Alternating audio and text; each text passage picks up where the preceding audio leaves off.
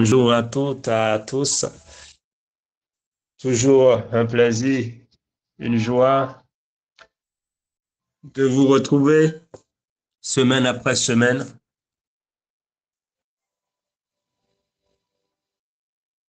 autour de notre Père de grâce. Alléluia. Alors, comme il est de notre habitude, aujourd'hui encore, nous allons échanger un moment autour de notre Père, de sa parole de grâce. Et nous restons dans un contexte biblique et donc nous allons parcourir un peu les Écritures dans la Bible et essayer de faire quelques rappels. C'est vrai, il y a beaucoup de choses qu'on dit souvent et il est toujours important de revenir dessus, de les revoir sous d'autres facettes. Alors, sans plus tarder, je vais nous demander de pouvoir ouvrir nos Bibles dans Luc chapitre 9, verset 23. Luc chapitre 9, verset 23. Luc 9, 23. Est-ce que quelqu'un a déjà trouvé?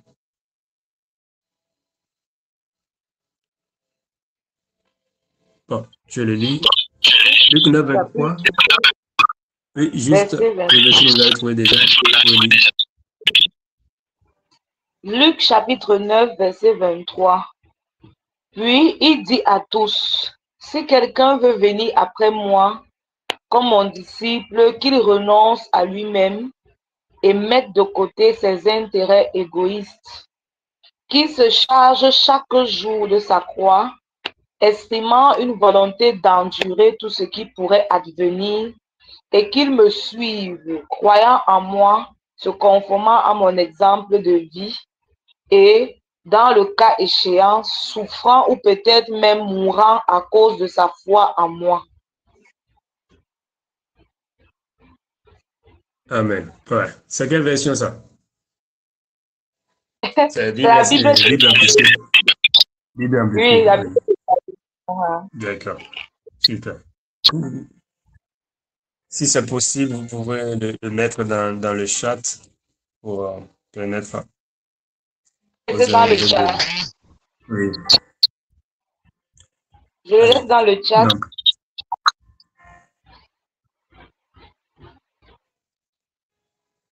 voyez, ce passage, c'est un passage qu'on connaît tous. C'est l'un des versets qui fait couler beaucoup d'encre. C'est l'un des versets qui est mal compris. Qui est mal compris aujourd'hui.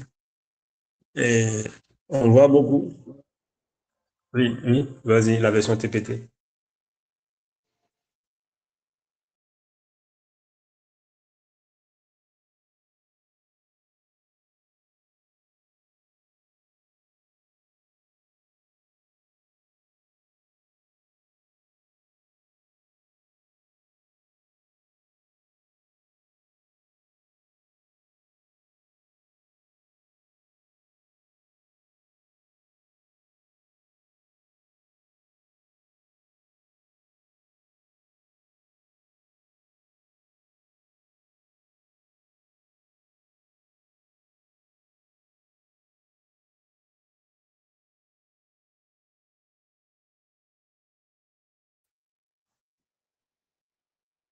D'accord, merci. Merci, je suis Yannick. Ok. Donc, vous voyez, je disais que c'est l'un des versets qui fait couler beaucoup d'encre, qui est l'un des versets qui sont mal compris. C'est un verset mal compris aujourd'hui. Et on fournit des efforts dans le but de renoncer à soi. Parce que oui, il faut renoncer à soi. Si quelqu'un veut me suivre, il doit renoncer à lui-même. Mais, donc, chaque jour, on se dit, bon, on pose des actes dans l'intention de se conformer à cette recommandation, je vais dire, de Jésus. Voilà. à cette recommandation du Père au travers de Jésus homme. Donc, on se dit, on veut se conformer à ça. Donc, on pose des actes que nous qualifions, que nous qualifions d'actes euh, qui expriment un renoncement à soi. Mais en réalité, est-ce que c'est le cas? Nous allons un peu voir tout cela ce matin. Déjà, il faut comprendre c'est quoi renoncer à soi. C'est quoi renoncer à soi? Et j'apprécie bien les deux versets qui ont été lus tout à l'heure. Il y a deux choses qui ressortent dans cette version-là. Dans la version TPT, que juste Yannick a lu, il est question de renier. N'est-ce pas, juste Yannick? Tu peux reprendre le début de Luc 9, 23 TPT.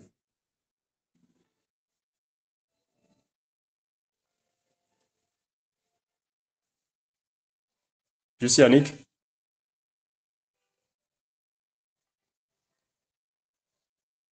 Allô? Aussi quelqu'un. Voilà. Oui, TPT, voilà, merci. Euh, la version TPT dit. Non, le début. Ça, c'est pas le début.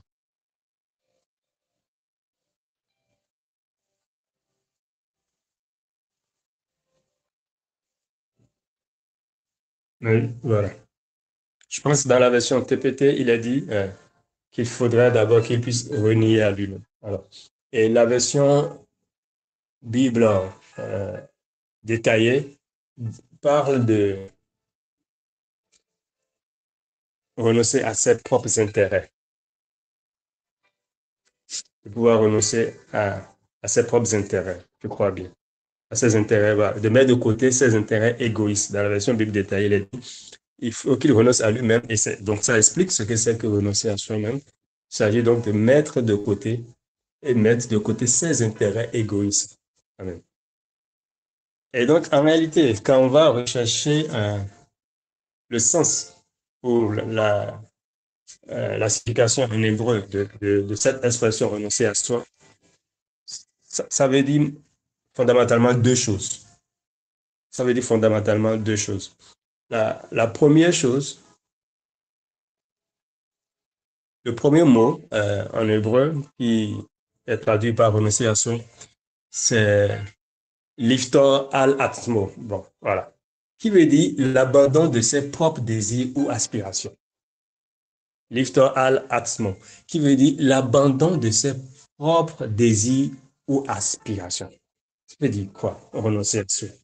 Si on s'en tient à cette signification hébraïque de l'expression renoncer à soi, ça veut simplement dire donc qu'il s'agit d'abandonner ses propres désirs ou encore d'abandonner ses propres aspirations, ce à quoi tu aspires, tes ambitions.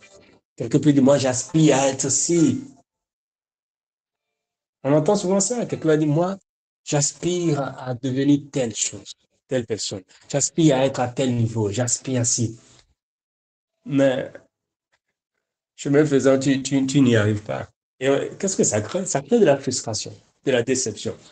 On se dit que ah, j'ai échoué ma vie. Pourquoi? C'est quoi le baromètre? Qu'est-ce qui nous permet de dire que là, on a échoué? Qu'est-ce qui nous permet de dire qu'on a échoué?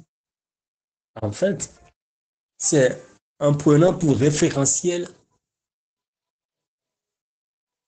nos aspirations, nos ambitions personnelles que nous avons.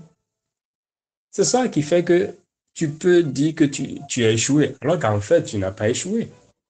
Parce que nous nous basons sur quoi pour dire que nous avons échoué?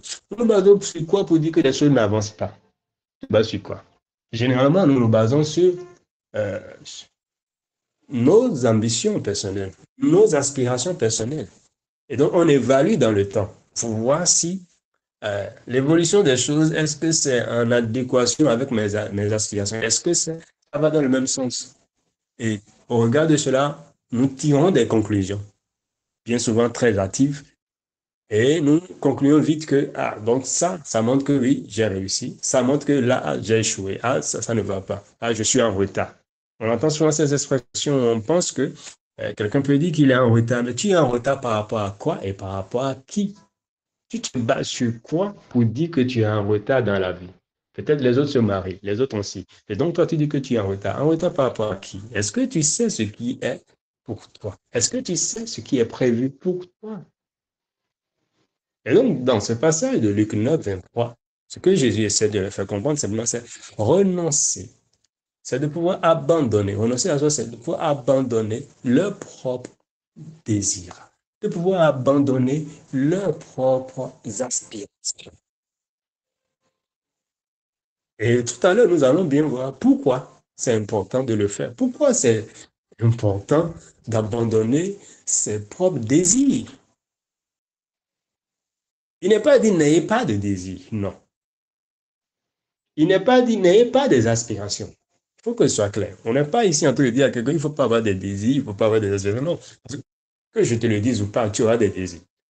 Que je te le dise ou pas, tu auras des aspirations. C'est tout à fait normal.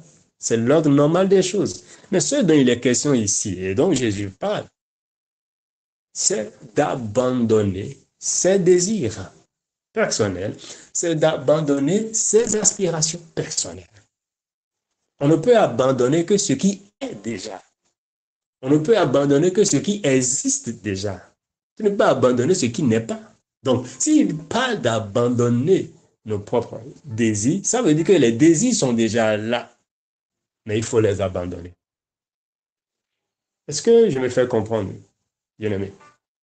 S'il y a des zones d'ombre, vous pouvez à tout moment m'interrompre, ouvrir votre micro, ou lever la main et poser des questions. Parce que l'objectif vraiment ce matin, c'est qu'on puisse tous comprendre. Donc, au sorti de cette réunion, que chacun puisse avoir une meilleure compréhension sur cette thématique qui, sans nul doute, fait beaucoup de confusion dans notre quotidien. Et même sans le vouloir, ça nous en rend compte. On fonctionne en fait avec ça de manière un peu erronée. Donc, il est évident que nous aurons des désirs. Nous en avons, même chacun aujourd'hui. Qui peut dire que lui n'a pas de désir propre? Il a des désirs, tu as des désirs. Tu désires si tu te dis ça. C'est légitime en fait. Il n'y a pas de mal à cela. C'est pas un péché, non, c'est pas un interdit. C'est normal que tu aies des désirs. C'est normal que tu aies des aspirations. Mais le point central ici, c'est de les abandonner. C'est ce que Luc 9, 23 nous fait comprendre. Il dit, renonce à toi-même, mets-les de côté. Ils sont là, hein, mais on dit mets-les de côté. Mets de côté tes propres désirs. Mets de côté tes propres aspirations. J'aspire à être un grand homme. Il dit, mets de côté tes propres aspirations.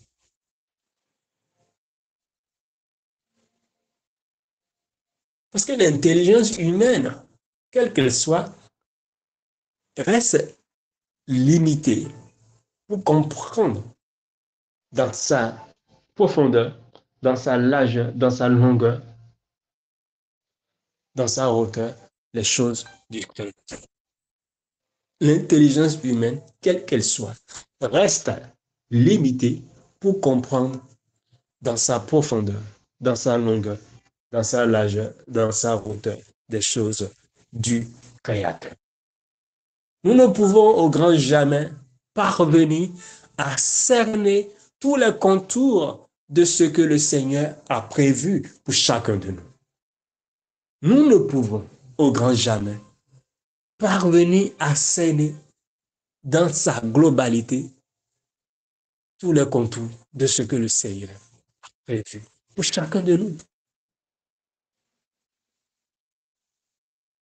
Et donc, cela étant, si nous nous limitons seulement à fonctionner, à raisonner, à évoluer que sur la base de nos aspirations, de nos désirs personnels, il y aura un clash quelque part. Il y aura un bug quelque part. À un moment donné, les choses ne se passeraient pas telles que nous le concevons, telles que nous le désirons, telles que nous le voulons. Et c'est alors qu'on se met à se poser toutes sortes de questions. C'est alors qu'on se met à créer toutes sortes d'êtres dits spirituels auxquels on attribue des noms. On va dire c'est esprit de temps, on va dire c'est tel diable, c'est tel démon, c'est tel ci. C'est alors qu'on en arrive à se dire, ah peut-être j'ai ouvert une porte.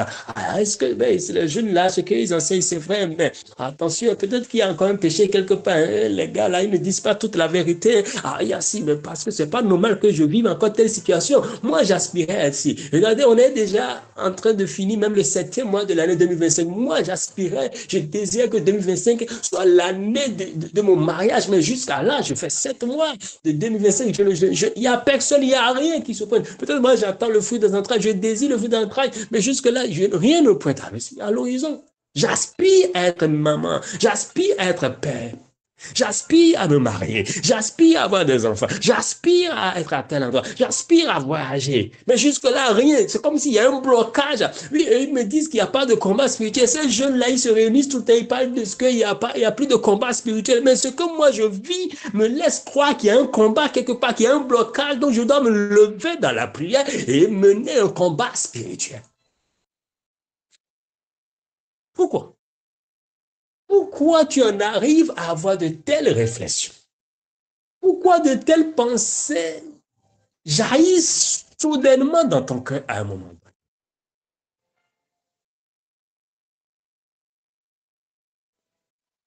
Pourquoi tu en arrives à te poser la question de savoir est-ce que Dieu ne m'a pas abandonné? Pourquoi tu en arrives à te demander mais est-ce que Dieu est vraiment encore avec moi? Est-ce que ce qui se passe là, je ne comprends plus rien? C'est comme si le ciel est tombé sur ma tête. J'ai tout planifié, j'ai tout prévu, mais les choses se passent de travers. Rien ne va, rien n'avance. Quand je commence quelque chose, ça tombe. Je commence une activité, l'activité chute. Quelques semaines, quelques mois après, des gens me font des promesses. Mais au moment où ils doivent honorer leurs promesses, c'est comme si, tout d'un coup, soudainement, brusquement, ils changent d'avis. Je ne comprends pas. Et ils me prennent en adversité. Pourtant, tout allait bien, on s'entendait bien, on causait bien. Qu'est-ce qui se passe? Je comptais sur ce contraire. J'ai tout misé sur ça. Mais tout a capoté à la dernière minute. Pourquoi? Ce que les jeunes là disent, c'est bien beau entendre, mais la réalité que je vis est tout autre. Peut-être qu'il y a vraiment encore des réclamations. Est-ce qu'il n'y a pas une réclamation satanique quelque part sous laquelle je suis qui est en train de parler contre ma vie? Est-ce qu'il n'y a pas un hôtel de famille dans ma famille au village quelque part qui est en train de parler contre moi? Est-ce qu'il n'y a pas un oncle, une tante, un cousin, une cousine qui est en train de faire des libations contre moi?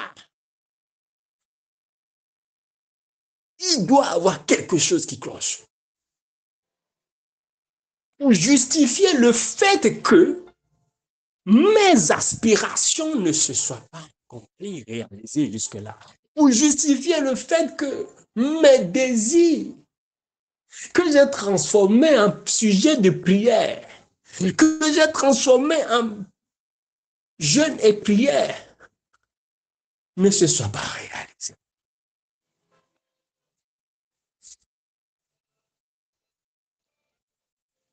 Et pourtant, le Seigneur a dit, mets de côté tes propres désirs. Je ne veux pas savoir c'est quoi tes désirs. Mais ce que je sais, c'est que tu dois mettre de côté tes propres désirs. Peu importe quels sont ces désirs. Aussi nobles soient-ils, Aussi légitimes soient tes désirs, tu dois les mettre de côté.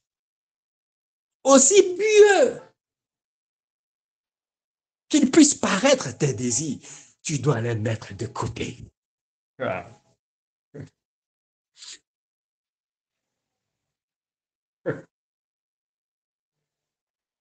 Euh, tes désirs, ton désir peut être par exemple de voir 500 personnes connectées pour écouter nos enseignements, parce que là, on est à peine une dizaine. Chaque dimanche, au moins aujourd'hui, ça dépasse 48. On est près d'une vingtaine aujourd'hui. Wow, super. Voilà. Peut-être ton désir, c'est de voir 500 personnes connectées. Oh, 1000 connectées. Wow, wow, wow. 2000 connectés. Wow, wow, wow. Voilà. Peut-être que c'est ça ton désir. Mais le Seigneur dit, renonce, renonce, mets de côté. Mais tu vas me dire, mais frère Giscard, comment tu peux dire ça? Mais c'est normal, c'est noble comme désir, non? C'est noble comme désir. Mais la volonté du Seigneur n'est-il pas que tous puissent entendre ce genre de message? Qu'importe. Cela demeure toi, ton désir, à l'instant T. Cela demeure mon désir à l'instant T. Et nous devons de le mettre de côté. Écoute, tu doutes de ce que je suis en train de dire? Ok? On va prendre un exemple. Vous savez, lui, avec moi, sans doute, dans l'Acte des Apôtres, là où l'apôtre Paul devait aller dans une ville pour enseigner, pour évangéliser. N'est-ce pas la volonté du Père d'aller évangéliser, d'aller apporter la parole? Donc, c'était pieux ce désir de Paul. Ce désir de Paul était un désir pieux, noble, appréciable. Mais qu'est-ce qui s'est passé? Dites-moi. Parce que Paul s'est levé pour pouvoir aller. Qu'est-ce qui s'est passé? Qu'est-ce que Paul même dit qui lui est arrivé? Dites-le-moi, s'il vous plaît.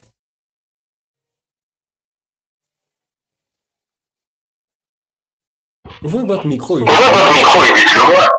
Il dit dans certains, il dit que le Seigneur m'en a empêché. Ou bien ailleurs, il dit le diable m'en a empêché. Surtout quand il voulait aller en Seigneur, Macédoine. le Saint-Esprit. Oui, le Amen. Saint-Esprit m'a Merci. empêché. Amen. Vous voyez, pourtant, c'était tout à fait noble, pieux. C'est quelque chose de. On dit, waouh, ben c'est bien, il a un bon cœur, il veut aller évangéliser. Et comme on aime employer cette expression abusivement, il veut aller gagner des âmes. Le Seigneur l'a empêché. Et Paul a dû mettre de côté ce désir. Pourquoi? Parce que ce n'était pas le désir du Père. Peut-être que ce n'était pas lui qui était destiné à aller apporter la parole à cette communauté. Peut-être que ça pouvait être lui, mais ce n'était pas en ce moment qu'il devait y aller.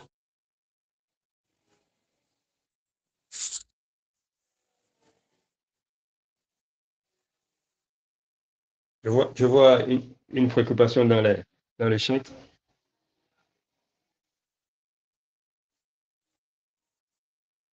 On va parler de ça, oui. Il y a une question. Puisque le voulait le faire, le contrôle de notre vie dépend du Seigneur, oui. Alors avons-nous besoin d'abandonner nos désirs ou quoi que ce soit? D'accord. OK. On va revenir dessus. Vous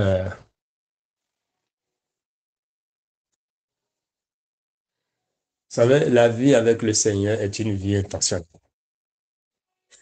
La vie avec le Seigneur est une vie intentionnelle. La vie avec le Seigneur est une vie de conscience.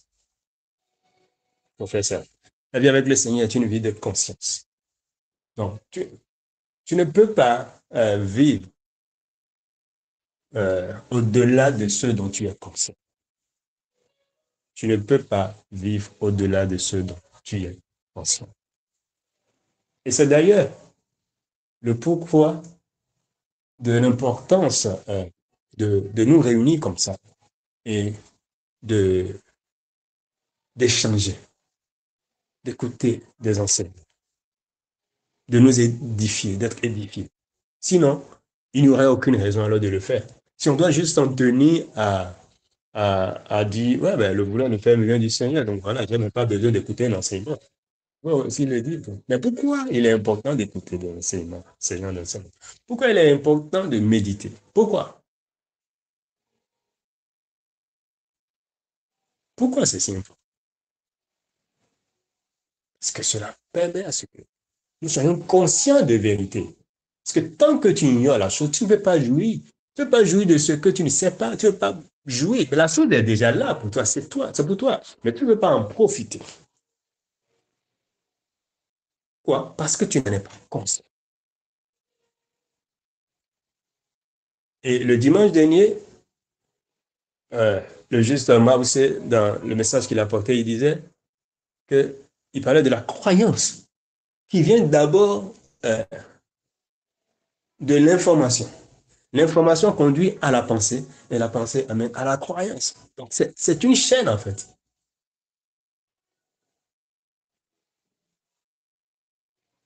Donc, tout découle du niveau d'information euh, que tu as. Parce que de vous à moi, pour beaucoup d'entre nous aujourd'hui, euh, oui, on est unanime sur le fait que c'est le Seigneur qui produit en nous le vouloir et le faire.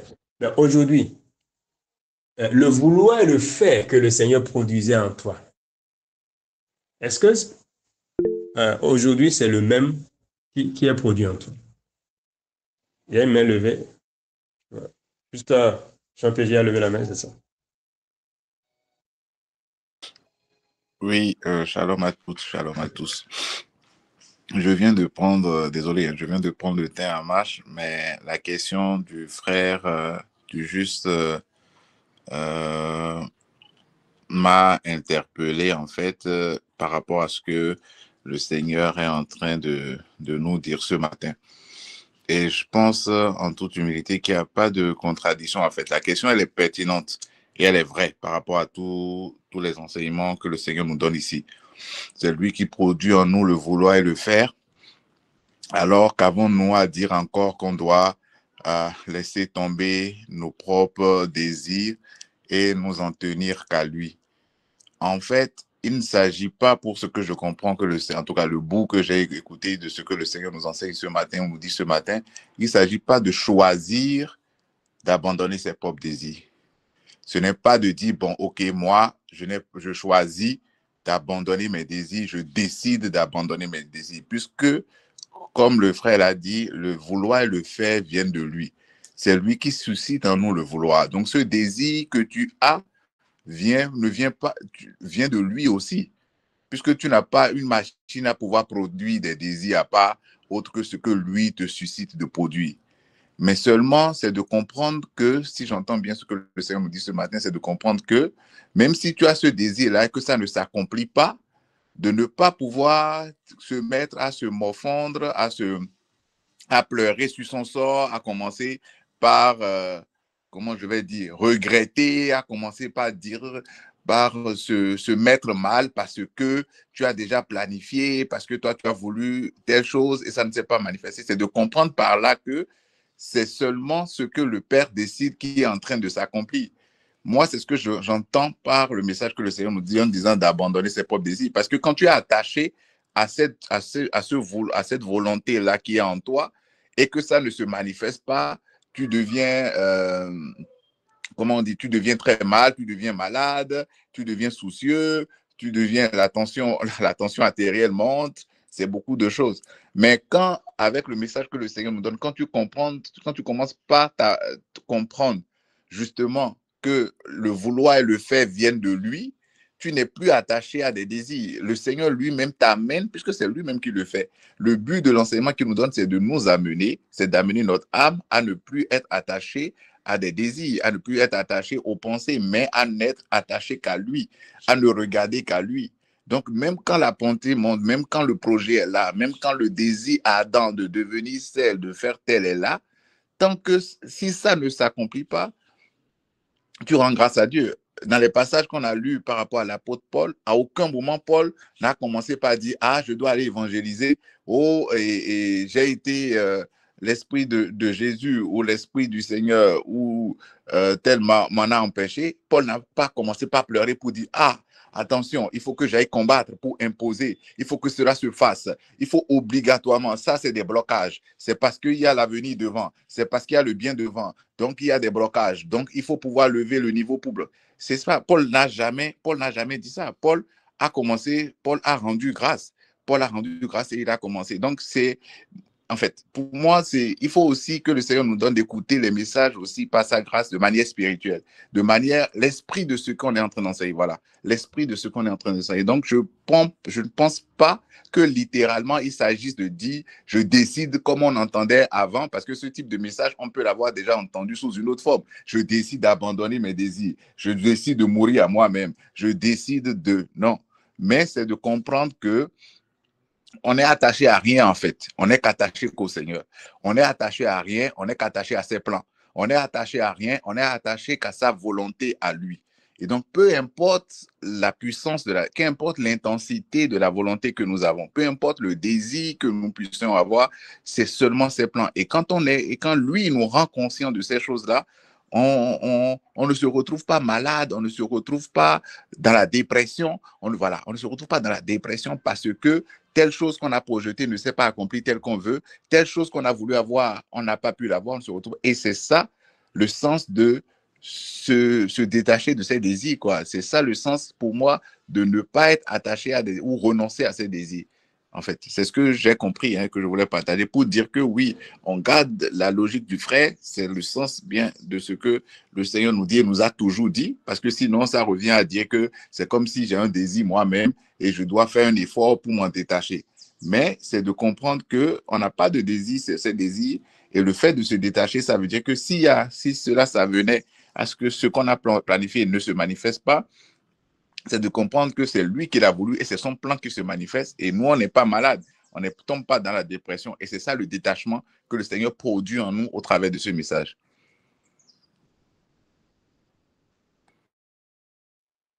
Merci juste, Jean-Pégy, pour cette précision. Tout à fait. Le frère a un peu dévancé les choses. On était juste à l'introduction du message. Donc, dans le développement, on va aller plus en profondeur, donc il n'y a pas de souci. Amen. Mais c'est tout à fait normal que cela suscite ces questionnements. Alors, donc, en réalité, donc, comme je le disais, donc, il s'agit de savoir que nos désirs personnels et nos aspirations doivent être mis de côté. Et donc, si je dois définir ce que c'est que renoncer à soi, sur cette base, c'est vivre dans la conscience de ce que nos désirs et aspirations personnelles, quoique légitimes, sont mises de côté au détriment des désirs et projets du Tout-Puissant pour nous, en fait. Et ça, c'est important de le comprendre, en fait. Le but, c'est de pouvoir le comprendre. Il ne s'agit pas, et j'insiste dessus, il ne s'agit pas de... Parce que souvent, quand on apporte un message ici, j'ai fait cette observation, je peux me tromper, mais j'ai fait cette observation. Et je la comprends. Parce que quand on a été moulé pendant des décennies dans un certain moule, c'est pas évident. Généralement, j'ai fait l'observation que quand on apporte un message, la réaction immédiate que cela suscite chez l'auditoire, chez beaucoup, c'est bon, donc qu'est-ce qu'on fait? Ou donc ça veut dire qu'on fait ci? Non, c'est pas une question de faire en fait. Franchement, il est important, permettez que je m'exprime ici, il est important qu'on puisse effacer de notre système de pensée, de notre mentalité, cette expression en fait de tu fais quoi? On fait quoi? Qu'est-ce qu'il y a à faire? Donc on fait ci. Non, c'est pas une question de faire. Il s'agit, c'est pas d'entendre, de comprendre. C'est lui qui le fait. Et comme le juste Jean Moïse si bien écrit, oui, c'est lui qui produit en nous le vouloir et le faire. C'est lui qui le produit. Mais il y a une question qu'on ne se pose peut-être pas. Comment il produit ça en nous? Comment il produit ça en nous? Ça ne vient pas du néant. Ça vient de quelque part. Ça se base sur quelque chose. Ça se base sur l'information qu'on reçoit, ce qu'on a entendu et compris. C'est pourquoi je disais tout à l'heure avant que le juge Jean Pégy n'intervienne, je disais que il y a pour beaucoup d'entre nous, il y a des choses qui étaient produites, des vouloirs et faits, il y a des choses qu'on faisait avant, qu'aujourd'hui, on ne fait plus, non? Pas parce qu'on a décidé. Qu'est-ce qui a changé? Bon, moi, c'est pas pour vous, mais pour moi, je dis pour moi, ben, avant, ben, j'étais à fond dans le combat spirituel. Il n'y avait pas. Je vais te lier tous les esprits de la terre. Je connaissais tous les noms, tous les noms. Mais aujourd'hui, pourquoi je ne le fais pas? Est-ce parce que je ne veux pas? Qui a produit en moi le vouloir le faire en son temps? Et qui aujourd'hui a produit en moi le vouloir le faire, ne pas le faire, si je peux l'exprimer ici? C'est toujours le Seigneur. Sur quelle base? Sur la base des types d'informations que j'ai reçues en ces deux temps différents et de la compréhension qu'il m'a donnée d'avant.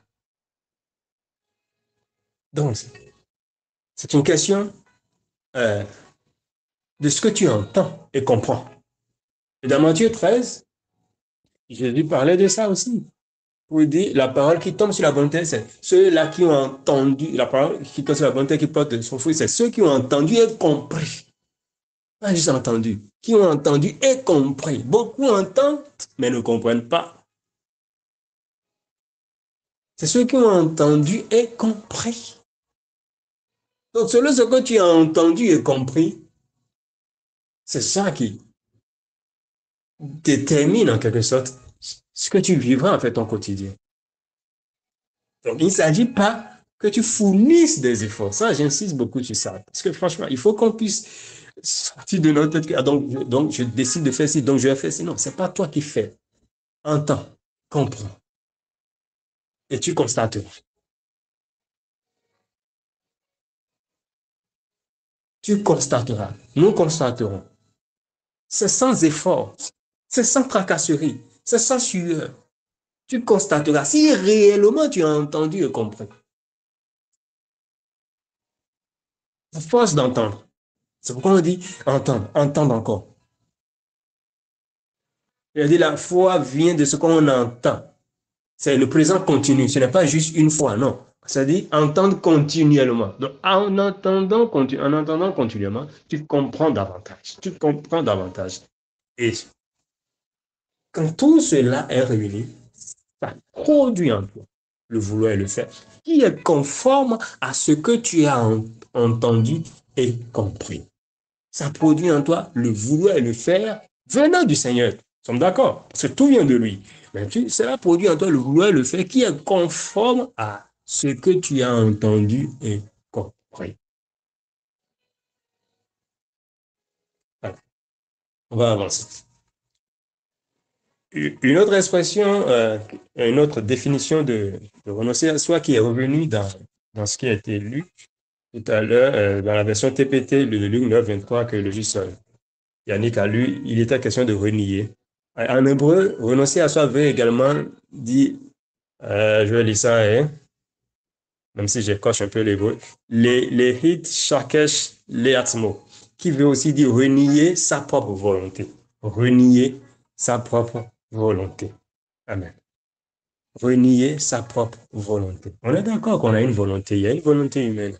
Et ici, il s'agit de renier sa propre volonté. C'est-à-dire, l'exemple typique, on le connaît tous dans Matthieu, où la prière que Jésus a faite, où il disait, Père, si seulement cette coupe pouvait être éloignée de moi. Toutefois, non pas ma volonté, mais que ta volonté soit faite. Ça, c'est un exemple typique de renoncer à soi. C'est ça, renier sa propre volonté. Est-ce que vous comprenez? Jésus avait sa volonté.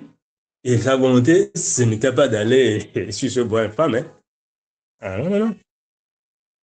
Sa volonté, c'est que, il dit que cette coupe, si seulement cette coupe pouvait être éloignée de moi. Sa volonté intrinsèque, c'est, là, c'est chaud, je ne veux pas aller sur ce bois.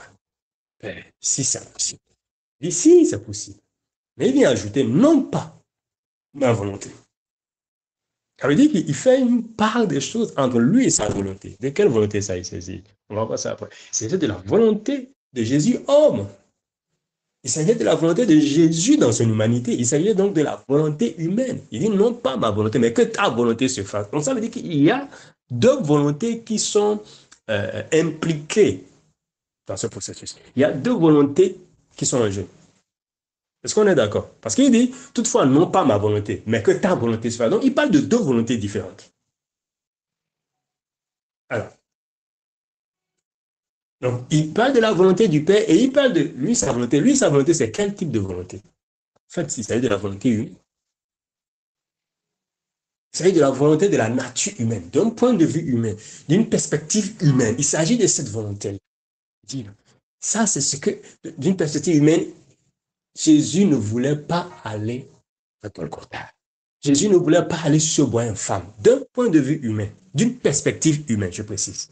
Jésus ne voulait pas aller sur le bois infâme.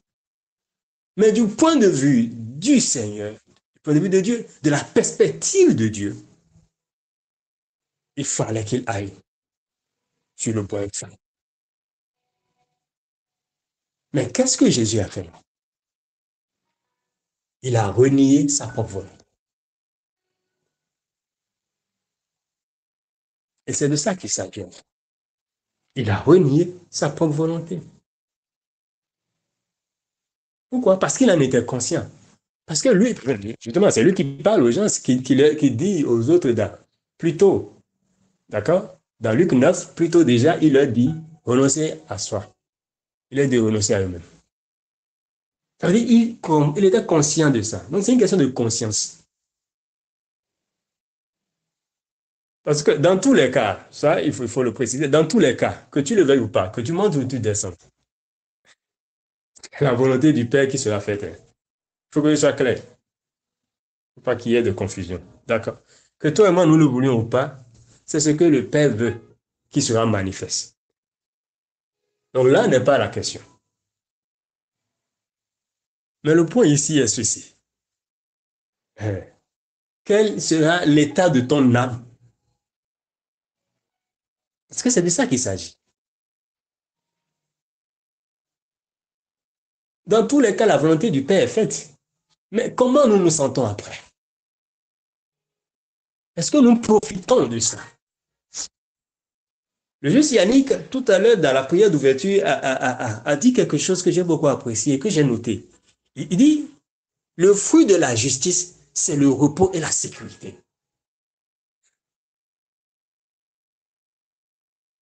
Est-ce que vous avez compris? Il dit, le fruit de la justice, c'est le repos et la sécurité. Mais est-ce que nous jouissons de ce repos? Je vais dire ça. Parce qu'on est dans le repos. Ce n'est pas une prière, ce n'est pas une demande. Tu es déjà dans le repos. Mais est-ce qu'on jouit de ça? Vous savez, tu peux être dans un endroit sécurisé et ne pas te sentir en sécurité. Est-ce que vous êtes d'accord avec moi? Hein? Tu peux être dans un environnement, un endroit sécurisé, mais ne pas te sentir en sécurité. N'est-ce pas? Alors, le fait que tu ne te sentes pas en sécurité, est-ce à dire que là où tu te trouves n'est pas sécurisé? Non. Mais c'est toi qui ne te sens pas en sécurité. Et qu'est-ce qui fait que tu ne te sens pas en sécurité? Ce sont les informations que tu as reçues. C'est la pensée que tu as qui t'amène à ne pas te sentir en sécurité. Pourtant, tu es dans un environnement sécurisé. Tu es dans un environnement de repos, mais tu peux te sentir sur un champ de bataille. Donc, il dit, la vie est un combat, il faut combattre. Donc, tu vas dire, il faut combattre. Et pourtant, tu es dans un lieu de repos. On t'a mis dans un lieu de repos. Mais tout tourne autour des informations que tu as reçues aussi. Donc, vous voyez, Jésus, d'une perspective humaine, ne voulait pas aller sur le bois infâme. Mais de la perspective du Père, il fallait qu'il aille sur le bois infâme. Et dans tous les cas, c'est la volonté du Père qui a été manifeste. Parce qu'il en sera toujours ainsi. Mais comment tu le ressentirais? Comment nous ressentons les choses au quotidien? Parce que notre quotidien, tout ce qui se passe dans nos vies au quotidien n'est que l'expression de la volonté du Père. Je le redis, tout ce que nous vivons au quotidien n'est que l'expression de la volonté du Père. Il n'y a rien qui se passe dans ta vie, peu importe comment tu appelles ce qui se passe dans ta vie, peu importe comment tu appelles les événements qui surviennent dans ta vie au quotidien, il n'y a rien qui se passe dans ta vie qui soit autre que la volonté souveraine, unique, exclusive, intemporelle du Père. C'est sa volonté qui est faite. La volonté de personne d'autre n'est faite. Comme le juge Emmanuel a si bien fait de l'écrire dans le chat, Proverbe 19, 21, il y a dans le cœur de l'homme beaucoup de projets, mais c'est le dessein de l'Éternel qui s'accomplit. Il y a une version qui dit, mais à la fin, j'aime beaucoup cette version-là. Mais à la fin, seul le dessein de l'Éternel est exécuté. Ce n'est pas ce que tu veux qui est exécuté. Donc, qu'est-ce qui s'est passé? Finalement, il y a eu quoi? Finalement, qu'est-ce qui s'est passé? Finalement, ton corps est malade, c'est la volonté du Père. Finalement, tu as perdu ton boulot, c'est la volonté du Père. Finalement, tu as eu une promotion au boulot, c'est la volonté du Père. Finalement, tu as eu un enfant, c'est la volonté du Père. Finalement, tu as fait fausse couche, c'est la volonté du Père. Finalement, tu as divorcé, c'est la volonté du Père. Finalement, tu t'es marié, c'est la volonté du Père. Finalement, tu as échoué à l'examen, c'est la volonté du Père. Finalement, tu as fait un accident, c'est la volonté du Père. Aussi dur que cela puisse paraître, c'est la volonté du Père.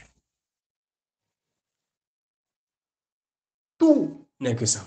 Tout ce qui se déroule dans ta vie au quotidien. Mais la question, le point central ce matin, c'est comment réagis-tu à ce moment quand les événements surviennent dans ta vie? Quand la volonté du Père est exprimée et manifestée, comment réagis-tu?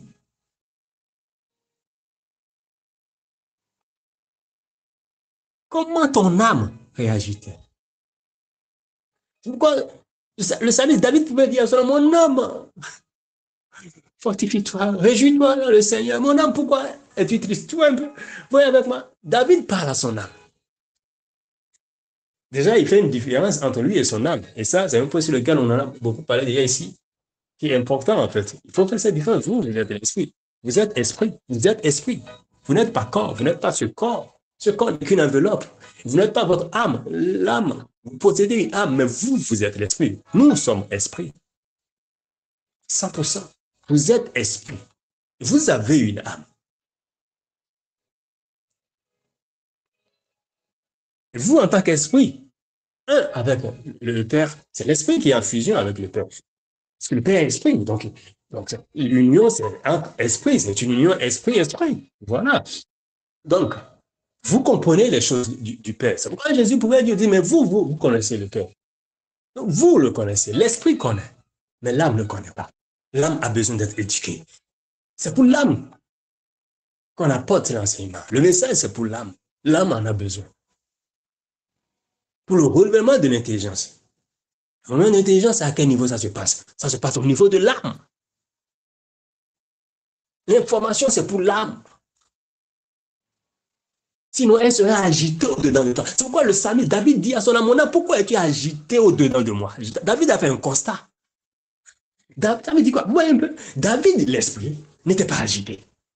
Mais son âme qu'il possède était agitée. Il dit, mais mon âme, pourquoi t'agites-tu au-dedans de moi?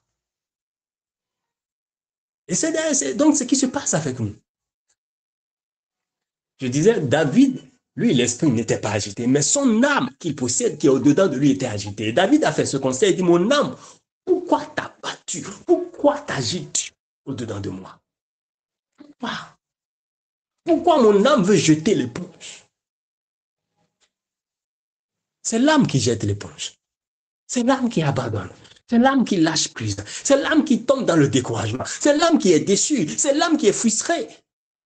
Et pour éviter que ton âme soit découragée, pour éviter que ton âme soit déçue, pour éviter que ton âme abandonne, pour éviter que ton âme soit agitée, il est important que tu entendes, que tu reçoives la bonne information, c'est-à-dire que tu transmettes la bonne information, que ton âme entende la bonne information et qu'elle comprenne. Et ainsi, il y a un renouvellement de l'intelligence qui s'opère. Conséquence, ton âme ne sera plus agitée. Elle sera plus calme, posée. Elle accepterait plus facilement l'expression de la volonté du Père. Parce que je le dis et je le répète, dans tous les cas, que ton âme s'agite ou pas, que tu le veuilles ou pas, la volonté du Père sera toujours manifeste. Et il n'y a qu'elle qui est manifeste. Ça ne dépend pas de ta prière. Que tu aies dit, Seigneur, que ta volonté soit faite, ou que tu ne l'aies pas dit, elle sera faite. Que tu l'aies dit ou pas, elle sera faite. Ce n'est pas parce que tu as dit, oh Seigneur, que ta volonté soit faite qu'elle a été faite. Non, ce n'est pas parce que Jésus a dit, oh non, ouais, non, toutefois, non pas ma volonté, mais ta volonté. Ce n'est pas parce qu'il a dit ça que la volonté du Père a été faite. Non, bien-aimé. Que Jésus ait prononcé ces mots ou pas. Lui-même, il savait, il sait au fond de lui-même que dans tous les cas, c'est la volonté du Père qui sera faite. Tu veux ou tu veux pas, tu iras à Golgotha. Tu veux ou tu veux pas, tu iras sur ce bois infâme. Tu veux ou tu veux pas, on va te crucifier, Jésus. Il n'y a pas d'échappatoire. Il n'y a pas d'échappatoire. Pourquoi? Parce que nous sommes dans le coin de sa main. Personne ne peut lui échapper. Il est le Tout-Puissant, il est le Très-Haut, élevé au-dessus de tout. Par où tu vas passer pour lui échapper? Tu ne peux pas lui échapper, tu ne peux pas le dribbler. Nous sommes soumis à sa volonté, tout lui obéit. Tout est soumis à sa volonté. Nous apprennent les Écritures. Tu ne peux pas lui échapper. Donc, prière ou pas prière, sa volonté sera toujours faite. C'est important, bien-aimé. On l'a dit déjà ici, lors de la série sur la prière, que la prière, le but de la prière, ce n'est pas pour changer les circonstances, les événements, les choses, non. Non. Mais c'est pour ton âme. Ça agit sur ton âme. Et d'ailleurs, Jésus, dans le jardin, quand il était parti avec les apôtres, et il priait, c'était pourquoi? C'était pas pour changer la volonté du Père. C'était pas pour changer les circonstances. Non. C'était pour fortifier son âme, parce que son âme était triste. Il a dit, on dit son âme était triste jusqu'à la mort. Il était dans une dépression. Jésus déprimait. Jésus, dans son humanité, déprimait. Son âme était triste jusqu'à la mort. Battu total. Et qu'est-ce qu'il a fait? Il a prié. Est-ce que la prière a changé le sort? Son sort? Non. Est-ce que la prière a changé son sort? Non. Est-ce que la prière a amené le Père à revenir sur sa décision souveraine? Non. Mais qu'est-ce que la prière a fait? La prière permet à ce que l'âme de Jésus soit fortifiée. On dit un ange du Seigneur est venu le fortifier. Comment moi je prie, je dis, oh Seigneur, comment si cette coupe est de moi? Et la réponse à la prière, c'est fortifier son âme. Tout tourne autour de l'âme. Donc c'est pourquoi on se réunit, on écoute ce message et tout. C'est pour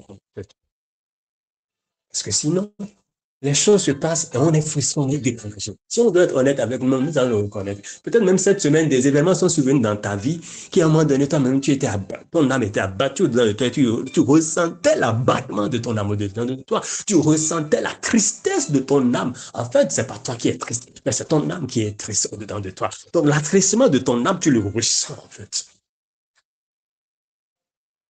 C'est ton âme qui est frustrée, qui est découragée.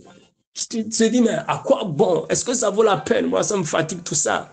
J'ai beau tout faire, je ne comprends pas les choses. Qu'est-ce qui se passe? Mais si ton âme comprenait, comprend bien que renoncer à soi, c'est renier sa propre volonté. C'est de pouvoir dire, volonté, c'est rien. Devant la volonté du Père. Termine. Et tu avances. En fait, c'est de ça qu'il s'agit. Ma volonté n'est rien. Ma volonté n'est rien. C'est ça, renier sa propre volonté.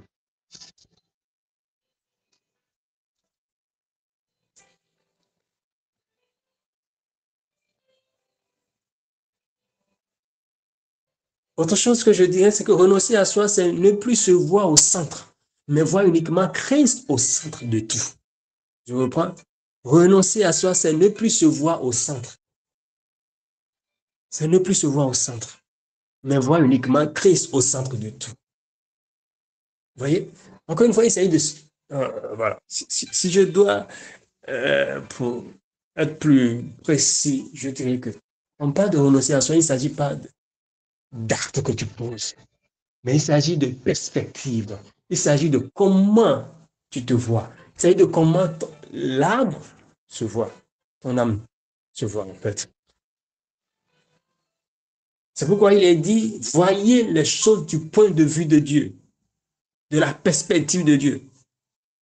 Voyez les choses du point de vue de Dieu. La Colossiens. Colossiens 3, 1 à 4, version de message. Parce que Paul dit, voyez les choses du point de vue de Dieu. Voyez les choses du point de vue de Dieu. Et du point de vue de Dieu, c'est quoi?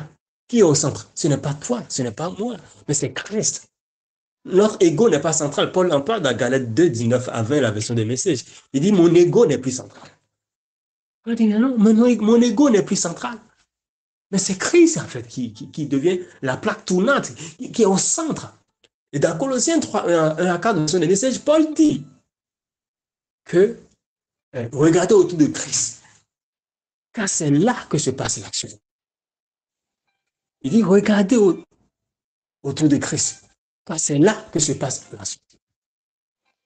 Regardez autour de Christ. C'est-à-dire, c'est autour de Christ que tout se déroule. Tout se passe autour de Christ. Tout est centralisé autour de Christ. Rien ne se passe autour de toi. Nous ne sommes pas la plaque tournante. Mais il s'agit de Christ et de Christ seul, en fait. Donc, c'est une question de perspective, de comment on voit, comment on se voit, de pouvoir nous voir tel que le Père nous voit. Il ne s'agit pas d'actes à poser, mais il s'agit de perspective, il s'agit de vision, il s'agit de voir, il s'agit de regarder. Regardez vous-même comme étant dans une communion ininterrompue avec le Seigneur. Romains 6, verset 11, parole vivante. Ça, c'est ce que Paul dit encore. Et regardez-vous vous-même. Pour le Père, c'est une évidence que tu es dans une communion ininterrompue avec lui. Mais question, est-ce que tu en jouis? Tu ne peux pas en jouir tant que tu n'en es pas conscient. Et pour en être conscient, il s'agit de regarder. Levez les yeux, regardez. Regarde-toi. Sinon, tu vivras chaque jour en disant, ah, il faut que je me rapproche du Seigneur. Il semble que je suis éloigné du Seigneur. Il semble que ce temps-ci-là, je ne suis plus très proche du Seigneur. Il faut que je...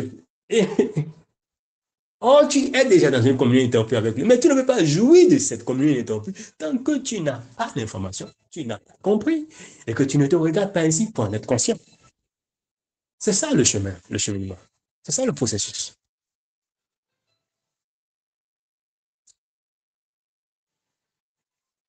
Et donc, quand on comprend davantage que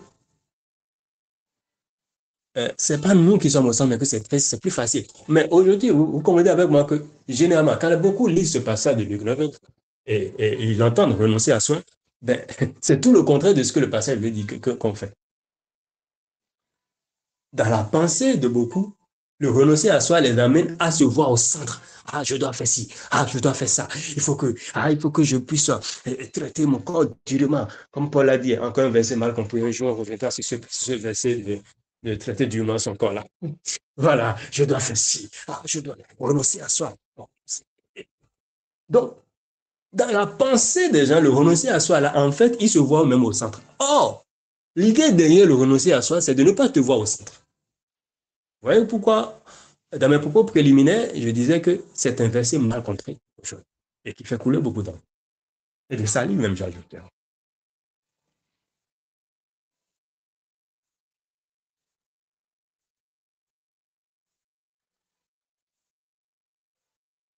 Donc, renoncer à soi, c'est renoncer à regarder à regarder même le monde avec son propre regard, avec le regard humain qui juge, qui quantifie, établit des normes. Il s'agit de voir le monde avec les yeux du Christ. Il s'agit de te voir toi-même avec les yeux de Christ. Il s'agit de voir le monde avec les yeux de Christ. Il s'agit de voir ton prochain avec les yeux de Christ. Comment Christ voit ton prochain? Comment Christ voit ton prochain?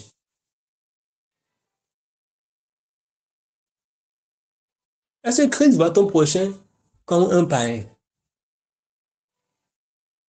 Non.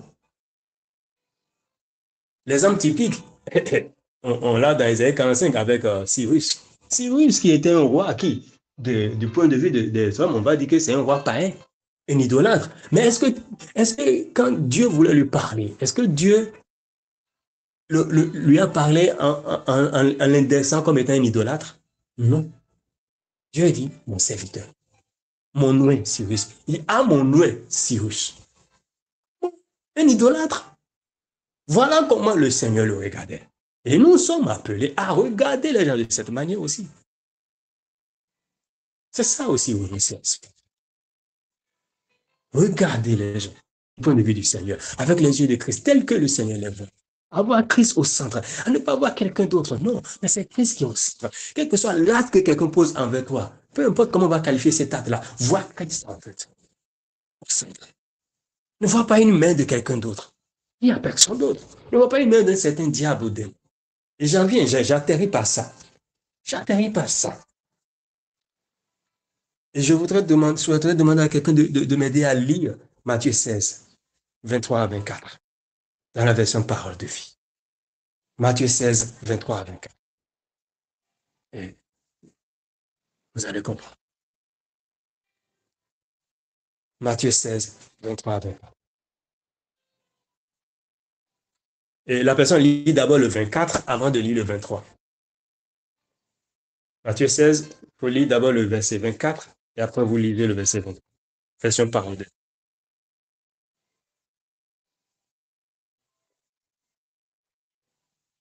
C'est bon?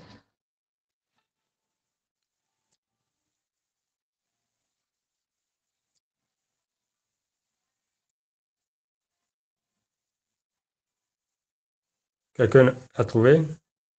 Matthieu 16, verset 24 et ensuite verset 23. Version Parole de vie.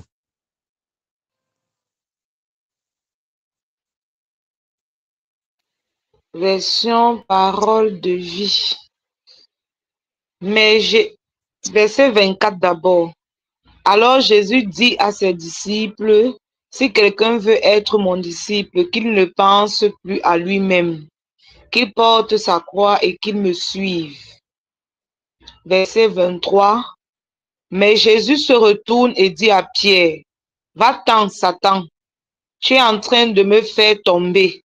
En effet, tu ne penses pas comme Dieu, tu penses comme les hommes. Merci. Amen. Vous voyez un peu ce merveilleux passage? Le verset 24 de Matthieu 16 qu'on a lu, ça ne vous dit rien. C'est exactement ce que rapporte Luc 9, 23. Donc, Luc 9, 23 et Matthieu 16, 24, c'est la même chose. Pas de renoncement à soi, porter sa croix et tout, et tout. Mais avant de parler de ça, il y a le verset 23 de Matthieu 16. Oui, il dit, arrière de moi, Satan. Un passage qu'on connaît. Un passage qui a été tellement utilisé pour dire que oui, donc c'est ça, c'est Satan qui animait Simon Pierre, c'est pourquoi Jésus a dit ça. Non, ce n'est pas exactement ce dont il s'agit. On va le voir rapidement. En fait, en disant Satan, Jésus ne parlait pas d'un être spirituel qui serait encore appelé le diable, non. Comme on veut nous le faire croire aujourd'hui. Pourquoi j'affirme ça? Oui, pourquoi j'affirme cela? Bon, on va voir ensemble. Remarquez avec moi quelque chose. Remarquez avec moi que euh, Jésus dit ensuite, tes pensées sont celles des hommes. On est d'accord. Dans Matthieu 16, 23, vous pouvez relire encore. Parole de vie, il a dit, Jésus ajoute, il dit, tes pensées ne sont pas, et tes pensées sont celles des hommes. D'accord. Il dit, tes pensées sont celles des hommes.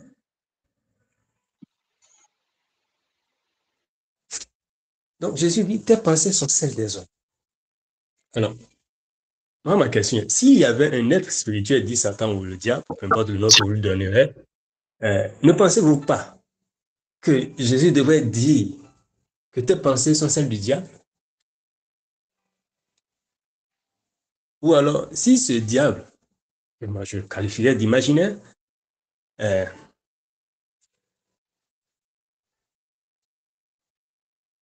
il s'agissait vraiment de lui dont il parlait, est-ce qu'il n'aurait pas ses propres pensées?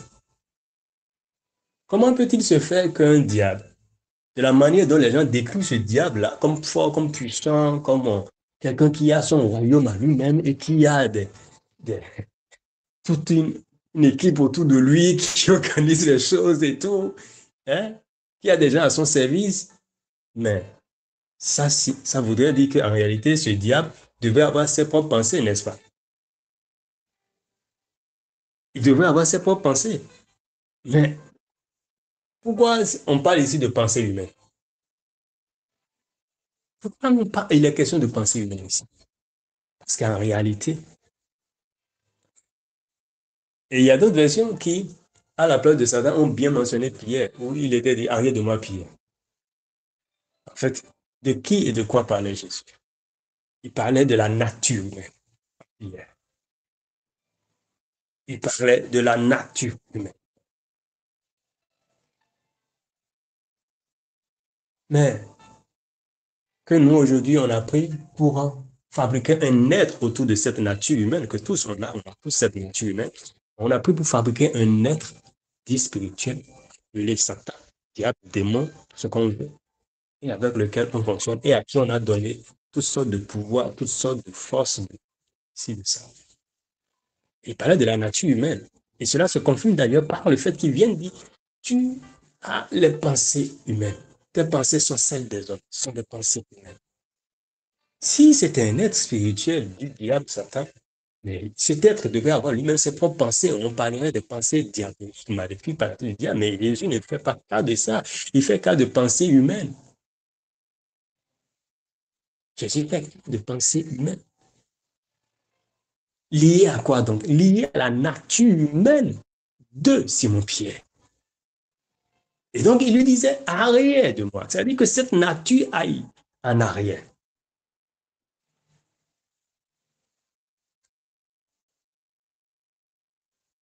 Pourquoi?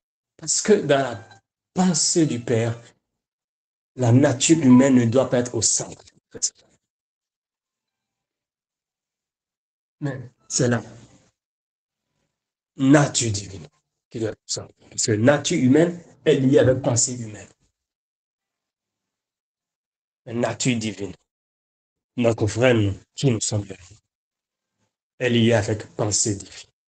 Et donc, c'est de ça qu'il s'agit. Il ne s'agit pas de l'humanité, mais il s'agit de notre divinité. Il s'agit de notre divinité, en fait, qui s'exprime. Il s'agit de notre divinité. Et derrière cela, il y a la manifestation de la volonté du Père. Et on parle de la croix.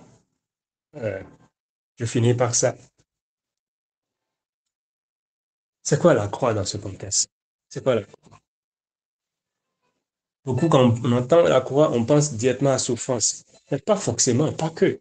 Dans le cas de Jésus, il dit que chacun se charge de sa croix. Hein? Chacun a sa croix. La croix que lui, Jésus, a portée, ça, c'était la croix pour lui. Qu'on pourrait qualifier de souffrance. Mais avec du recul d'un autre côté, est-ce que c'est une souffrance? C'était une part de gloire. C'était sa part de gloire, en fait.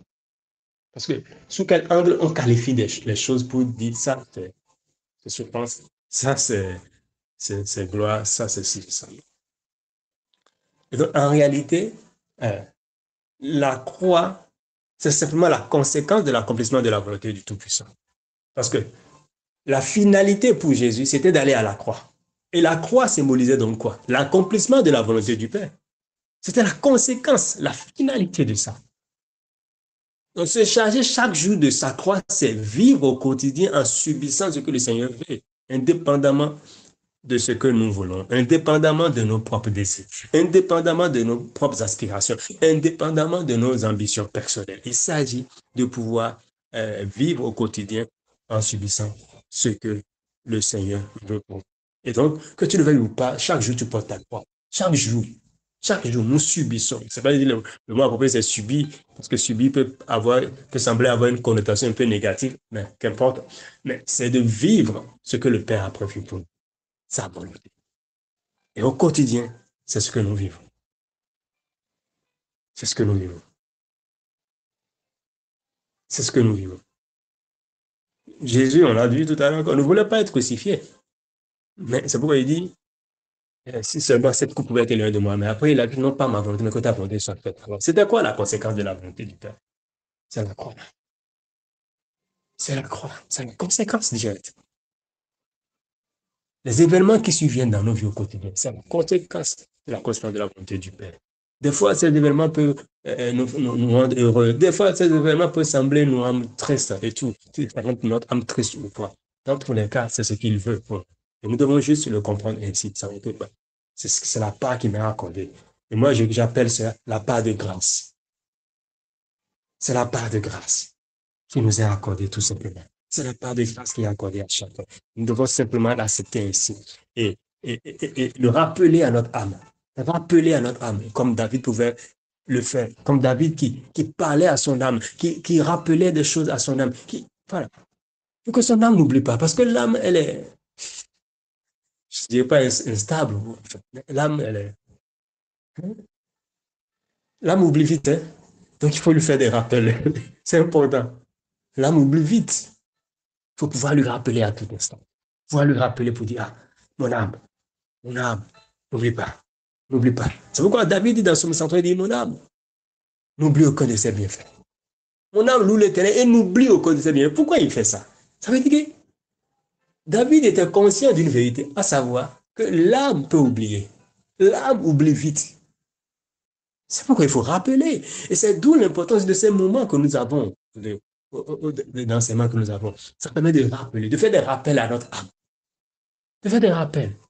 Et vous constaterez avec moi que lorsque tu t'éloignes pendant une durée donnée, d'écouter la parole, d'être au contact des frères et des sœurs, d'écouter le message et tout, qu'est-ce qui se passe? Et c'est là où beaucoup vont dire qu'ils ont chuté spirituel. Non, c'est pas que tu as chuté spirituel. Ça n'a rien à voir avec ton spirituel. Le spirituel n'a aucun problème. Tu es bien spirituellement. Parce que toi, c'est toi l'esprit. Tu n'as pas chuté, non. Mais c'est ton âme, en fait. Les choses face auxquelles tu avais de l'assurance, tu commences par paniquer. Tu commences par avoir peur. Tu commences par réagir d'une certaine manière. Tu déprimes vite. Tu es vite ton âme déprime vite. Ton âme est vite abattue, en fait. Pourquoi? Parce qu'elle a oublié déjà tout ce qu'elle avait entendu avant.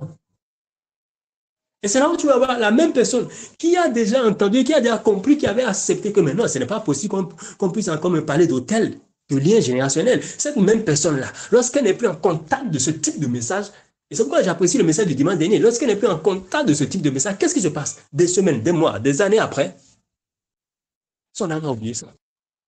Tu vas la voir encore. En train de dire, Père, je lis tout esprit, je brise tout hôtel qui parle contre ma vie. La même personne, tu vas te dire, mais n'est-ce pas le juste temps qui était avec nous? N'est-ce pas le juste temps qui était avec nous, qui écoutait les messages avec nous? Et qui donnait même tel témoignage pour dire que, mais oui, mais que c'est pas normal. Mais comment se fait-il que ce juste-là est encore en train de tenir ce genre de propos, de faire ce type de prière, d'aller à tel endroit? Comment? Qu'est-ce qui a cloché? Qu'est-ce qui ne fait pas? Qu'est-ce qui a cloché à moi? L'âme a oublié. Son âme a oublié. Parce que son âme n'est plus en contact avec ce message. Son âme a oublié déjà. Encore. En définitive, c'est ce qu'il faut comprendre. Et savoir que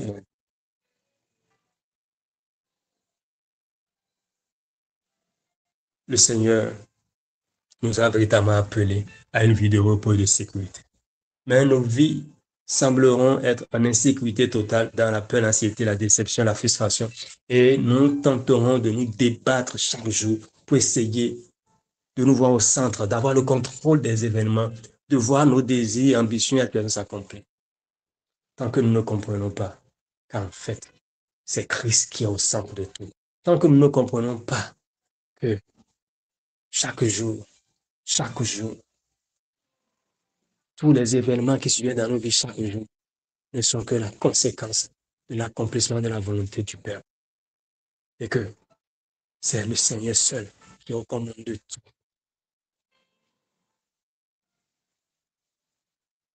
Et nous devons pouvoir rappeler ces vérités à notre âme. Lorsque l'âme va vouloir encore exprimer des désirs, non, mon âme.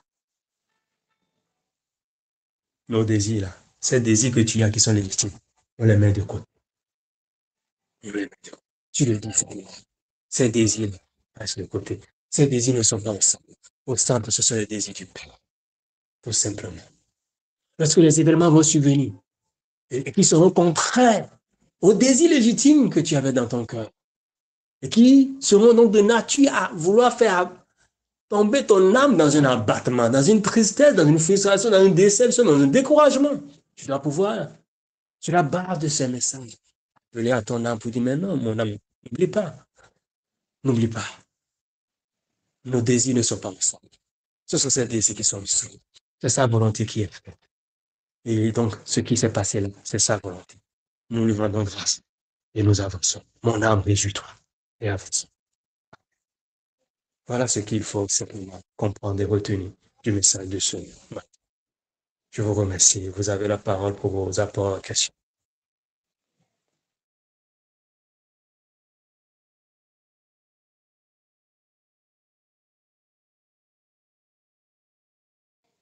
Je vois une question dans le chat du frère Jean. Oui, oui, oui. La nature humaine, c'est elle qui a appelé Satan. C'est exactement ça. C'est la nature humaine. Mais après, les hommes ont fabriqué une image, un être spirituel qu'ils ont appelé Satan. Or, il ne s'agissait pas de cet être spirituel. Sinon, on nous aurait parlé des pensées du diable. Mais il est question des pensées humaines. Ce passage tout tourne autour de deux choses, de deux personnes. Dans le passage de Matthieu 16, 23, 24, on parle de Dieu et de l'homme. On parle des pensées de Dieu et des pensées humaines. On ne parle pas des pensées d'un certain Satan. Donc là, le Satan est question. Et donc, Jésus ne pouvait pas appeler Simon-Pierre un autre être, non. Il parlait de lui en tant que nature. Donc, il dit, mais arrière de moi, que cette pensée humaine soit loin de moi. Tout simplement. Juste, Isaac a levé la main, oui. Juste Isaac. Bonjour.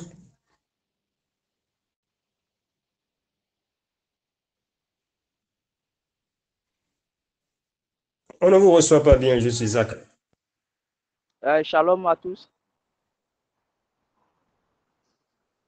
Oui, Shalom, vous me allez-y. recevez? Oui, oui, oui, on vous reçoit, allez-y. D'accord. C'est pour... je rends grâce pour ce message. Et c'est pour un peu venir sur ce que vous avez dit à la fin concernant l'oubli de l'âme. Et c'est... La dernière fois, j'étais en train de travailler, je suis tombé sur un enseignement qu'on avait fait avant que je ne quitte. Et bon, je ne savais même pas que j'avais suivi cet enseignement. J'ai commencé par écouter l'enseignement et je disais waouh, waouh, waouh. C'est après que j'ai su que j'étais là, en fait. J'étais là, j'ai écouté cet enseignement. Mais puisque je suis venu, j'ai écouté, ça m'a fait du bien. À l'instant, je suis parti dans mes va-et-vient, j'ai oublié cet enseignement, j'ai oublié ce que ça pouvait encore me faire si mon âme s'en rappelait chaque fois. Mais c'est quand j'ai réécouté ça après que j'ai commencé par dire waouh, waouh, tout ceci se disait dans l'enseignement, waouh, je ne l'ai pas su. C'est pour ça que j'ai vu pertinent le fait de se rappeler chaque fois la parole et les enseignements, de rappeler chaque fois la parole et les enseignements à l'âme. Ça fait vraiment du bien. Ça nous ramène à l'essentiel, à ce qui est bon pour nourrir l'âme. C'est au fait ce que je voudrais dire. Merci beaucoup, juste Isaac, pour cet apport et ce témoignage partagé avec nous. Amen. Qui rappelle vraiment l'importance de parler à notre âme et d'être toujours en contact avec le message. Parce que des fois, on oublie vite. On oublie vite ce qu'on entend. Amen. D'autres interventions, bien aimé?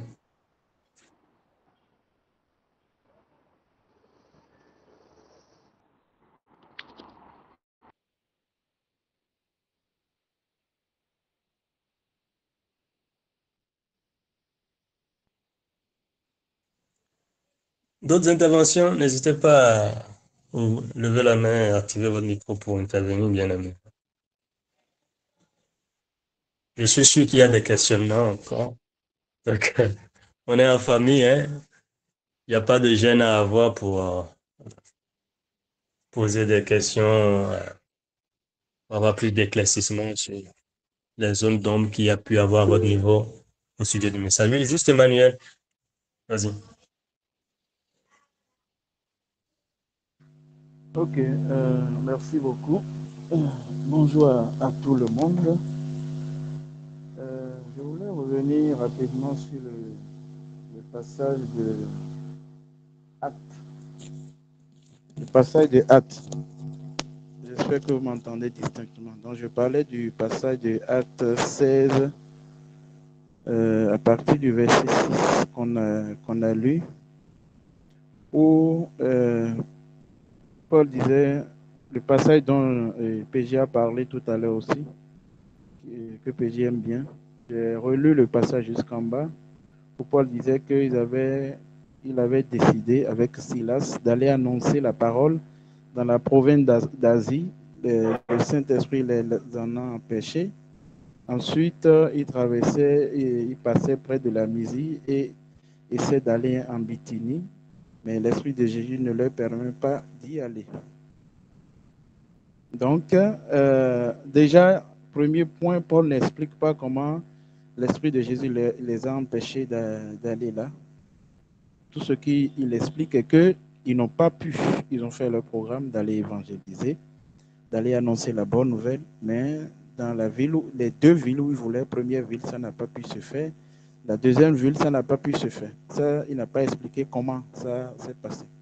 Ensuite, regardons à l'attitude de Paul. Paul, qui a parlé de nous n'avons pas à lutter contre le sang et la chair, mais contre les autorités, qu'on a longtemps pris et beaucoup continuent de prendre aujourd'hui pour sortir les machettes et faire le combat spirituel, jusqu'à en tête de ligne à l'époque, et était le chef de file. Paul qui a parlé de ce passage, mais regardons son attitude. Quand ces deux choses sont passées, la suite est que Paul va se coucher. Mais tu viens de connaître deux échecs, tu n'as pas pu faire l'évangélisation, et au lieu, la nuit, de te lever en prière, comme on sait le faire, tu vas dormir. Vous verrez que dans le verset 8, Paul est en train de dormir tranquillement, il ne fait rien même, il va dormir. Pourtant, tu as fait un programme d'évangélisation dans la journée, et les deux villes où tu devrais aller, ça ne s'est pas fait. Qu'est-ce que Paul a fait? Il a dormi, il n'a rien fait du tout. Il est allé tranquillement se coucher. Et c'est quand il s'est couché, dans la nuit, que le Seigneur maintenant lui envoie le songe de la Macédoine pour aller annoncer la bonne nouvelle. Premier point, il était tranquille dans son repos pour que le Seigneur puisse lui parler tranquillement. C'est le juge PJ qui aime dire que quand les autres là t'occupaient, tu es dans les activités à tout moment. Comment le Seigneur même peut te parler? Il t'occupe tellement que tu ne peux même pas faire autre chose. Activité à gauche, à droite. Donc, il s'est couché. Et le Seigneur, dans la nuit, lui a montré, va en Macédoine, viens nous secourir en Macédoine.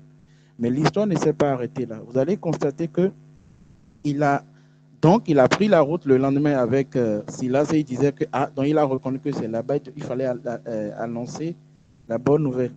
Mais c'est justement dans ce parcours, en allant vers Macédoine, que Paul et Silas maintenant vont connaître la désaventure avec la servante qui avait l'esprit de Python, où ils seront flagellés, frappés proprement et jetés en prison.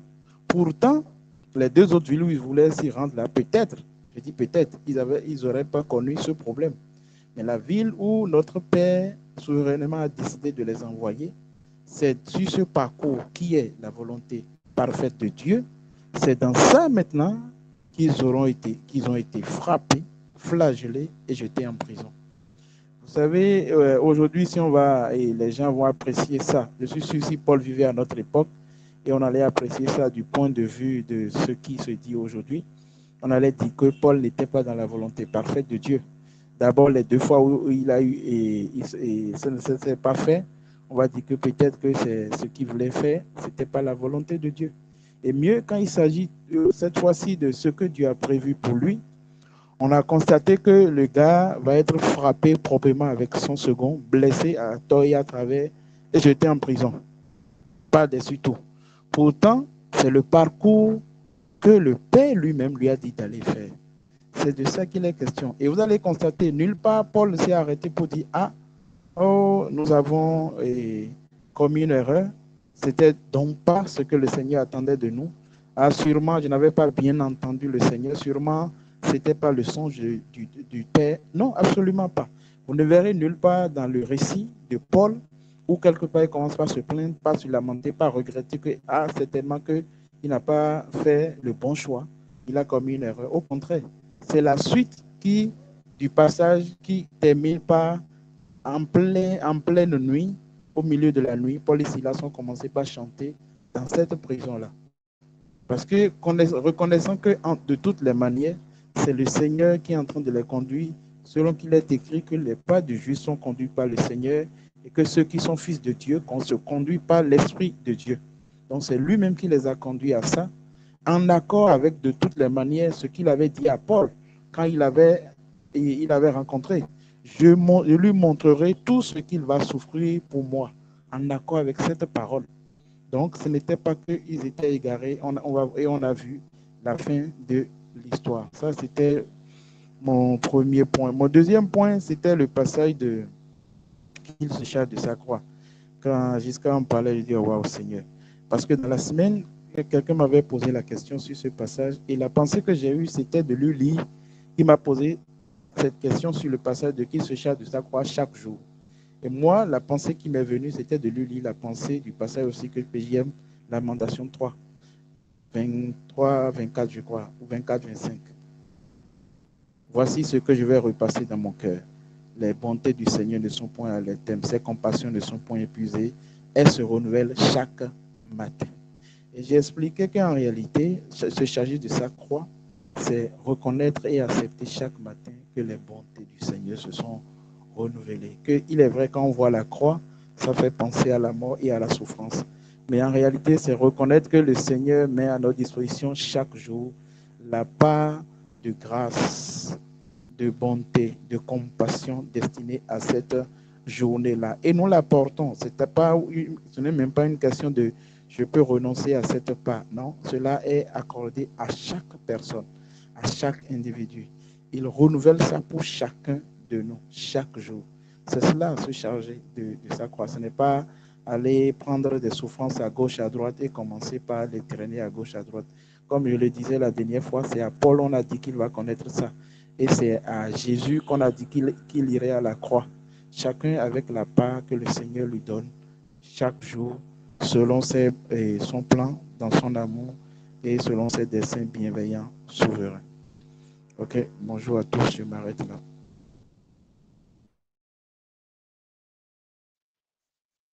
Merci, Juste Emmanuel, pour cet apport.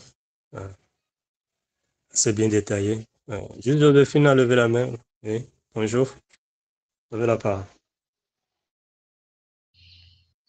Bonjour, bien-aimé. En fait, je voulais vraiment comprendre. C'est pas que, je précise d'abord, c'est pas que j'y crois, mais pendant que le juste Emmanuel, Simon expliquait, il expliquait un peu l'expression de Jésus à Pierre dans le verset de Matthieu qu'on a lu tout à l'heure. Et ça m'a fait poser une question.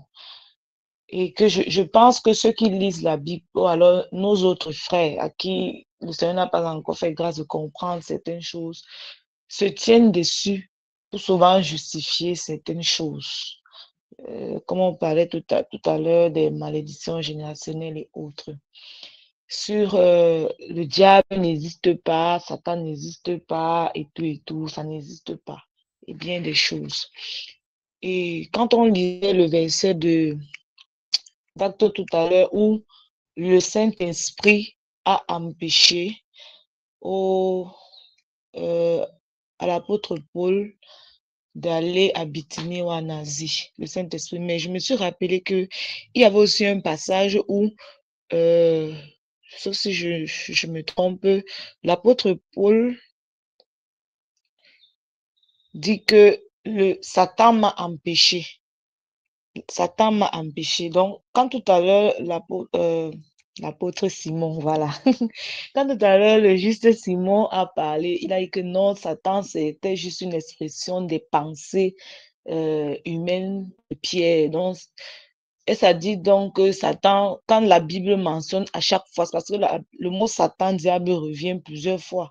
Donc, et ça dit donc que Satan, diable, c'est toujours cette connotation-là qui fait référence à nos pensées humaines. Ou alors, parce que j'étais en train de chercher ce passage où c'est dans 1 Thessaloniciens 2, le verset 18, qui dit que nous avons voulu aller vers vous, moi, Paul. Du moins, j'en ai eu à plusieurs reprises l'intention, mais Satan nous en a empêchés. Je pense que c'est parfois sur ces versets ou sur ces expressions que des gens se disent que Satan peut bloquer, Satan peut empêcher aux gens de faire des choses, Satan peut. Donc, je me dis, oh, peut-être ils ne comprennent pas, ils n'ont pas la bonne compréhension. Donc, je voulais un peu qu'on m'éclaire là-dessus. Parce que là, quand on le lit vraiment littéralement, Satan nous a empêchés. Donc, moi, si je viens là de façon, comme on dit que la lettre tue, je m'en tiens à la lettre, comme beaucoup aujourd'hui s'en tiennent juste à la lettre. Il va dire non, mais ça veut dire que Satan, non seulement il existe, il y a un Satan et donc il empêche de faire les choses, donc il bloque les gens de faire, etc. Donc, je voulais un peu avoir un éclairci là-dessus. Merci.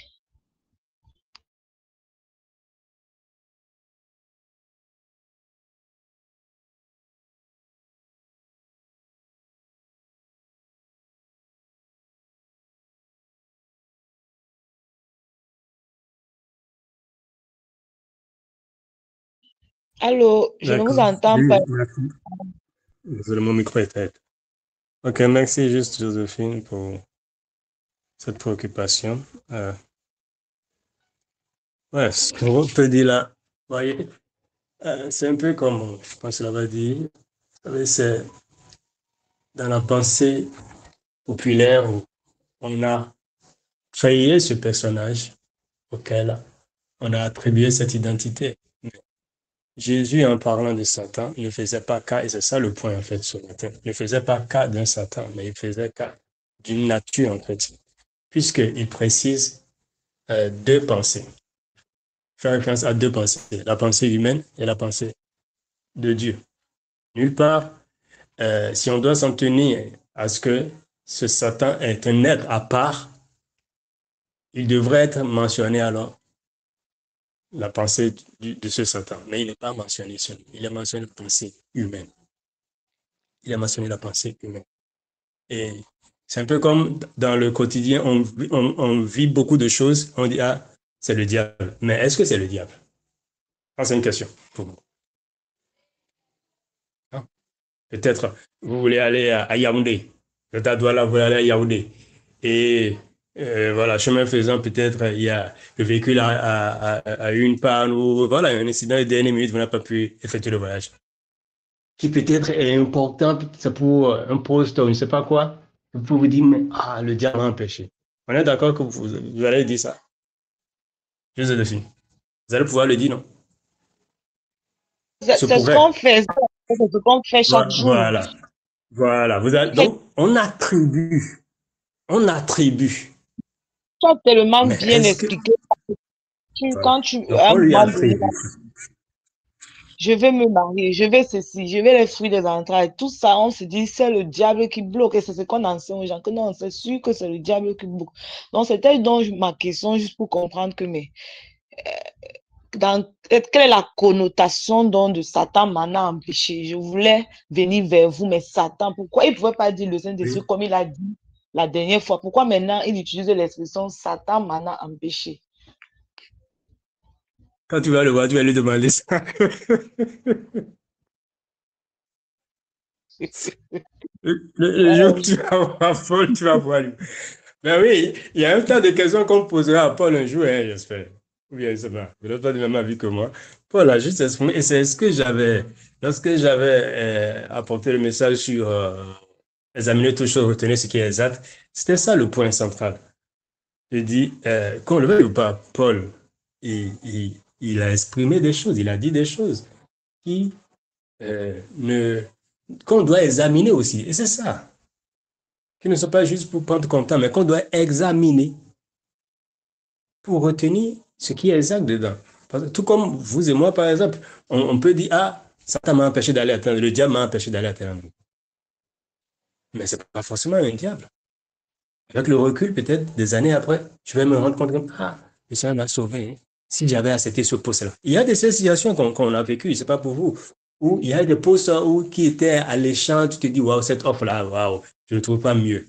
Et tu étais prêt, tu étais engagé, mais à la dernière minute, ça capote. Tu as dit, oh, il y a un blocage. On te dit, c'est un esprit. Mais des années plus tard ou des mois plus tard, tu réalises qu'en fait, le Seigneur t'a sauvé de quelque chose. Ou bien, mais jusque-là, vous me suivez? Donc, dites-moi, au moment T où l'affaire a capoté et tu y as dit, le diable m'a empêché. Et c'est écrit quelque part, peut-être c'est une lettre que tu as envoyée à quelqu'un. Des années après, tu n'es peut-être plus là. Et une autre personne vient tomber sur cette lettre et il lit. Il dit, ah, la sœur Joséphine a dit que le diable l'a empêché, donc il y a un diable qui empêche. Mais toi, entre-temps, tu avais compris. Parce que d'autres événements sont survenus et tu avais compris qu'en fait, non, ce n'était pas le diable, mais ça, c'était dans tous les cas que la volonté du Père, en fait. Et tu as rendu grâce. Mais tu n'as plus transcrit ça, peut-être. Ou peut-être tu as transcrit ça et envoyé, mais l'autre n'est pas tombé dessus. Donc, le seul message de toi sur lequel il est tombé, la seule lettre de toi sur laquelle cette personne est tombée, c'est là où tu as dit que le diable m'a empêché. Conséquence, qu'est-ce que cette personne va dire? Ah, juste Joséphine a dit que le diable l'a empêché. Hein. C'est écrit, moi, si vous regardez, c'est écrit. Si vous me suivez. Parce que des fois, quand on lit les écrits de Paul, je ne sais pas, est-ce qu'on réalise que c'est des lettres qu'il a faites en un temps T donné? Exactement comme vous et moi aujourd'hui, en un temps T donné, il y a quelques mois, quelques années, nous avons tenu des propos. Peut-être même que tu as transcrit. Moi, par exemple, je revois aujourd'hui sur YouTube certaines de mes anciennes vidéos que j'ai faites qui sont encore présentes sur YouTube, où je disais certaines choses.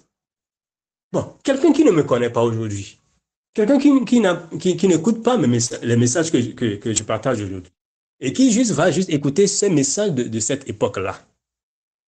Il va dire, mais attends, le frère Giscard a dit qu'il y a des hôtels, qu'il y a des signes. Donc, sur cette base, lui aussi, il va y croire et fonctionner. On est d'accord. Mais il y a eu évolution. Mais lui, il ne sait plus. Mais il va dire, le frère Giscard a dit ça, donc, mais c'est écrit, c'est écrit, c'est écrit. Donc, c'est le même cas avec Paul. Oui, Paul a écrit ça, à un moment donné. Mais c'est la compréhension qu'il a fait. C'est l'information qu'il avait à l'époque. Mais il n'est pas donné que tu t'arrêtes sur un type d'information donnée. Comme on le dit, la conscience est progressive, tu évolues. Je ne suis pas en train de nier que Paul n'a pas dit ça. Oui, Paul a dit ça, mais c'est selon la compréhension qu'il avait. Mais toi et moi aujourd'hui, examinons ça. Et remettons tout dans son contexte, dans sa globalité, et voyons. Pensez-vous très sérieusement qu'il est possible qu'un Satan, un diable, ait empêché Paul d'aller quelque part? Si c'est possible, dites-moi, où est-ce que vous mettez le Seigneur dans cette équation-là? Où est-ce que vous mettez le Tout-Puissant dans cette équation? Soit, je concède, je suppose qu'il y a un diable, un esprit, appelé diable quelque part, qui est si fort et qui a empêché à Paul d'aller à tel endroit. Ma question à nous ce matin, avant de passer la parole au juste Emmanuel, peut-être juste Emmanuel va y répondre, c'est de savoir, ok, et Dieu dans tout ça? Et Dieu dans tout ça? D'accord, Satan a empêché Paul d'aller. Maintenant, et Dieu? Donc, est-ce que Dieu voulait que Paul aille? Si Dieu voulait que Paul aille, et Satan empêche, et Paul n'est pas allé, ça veut dire que Satan serait plus fort que Dieu. Chose impossible. Et donc, quand tu remets, c'est là où on parle d'examiner toutes choses. C'est ça, le examiner toutes choses dont on parle. Donc, quand tu examines, et tu te dis, bon, qui Dieu lui il est? Il est le Tout-Puissant, il est au-dessus de tout. Et c'est sa volonté. On dit plusieurs positions dans le code de la à la fin, c'est la volonté du Seigneur qui est exécutée.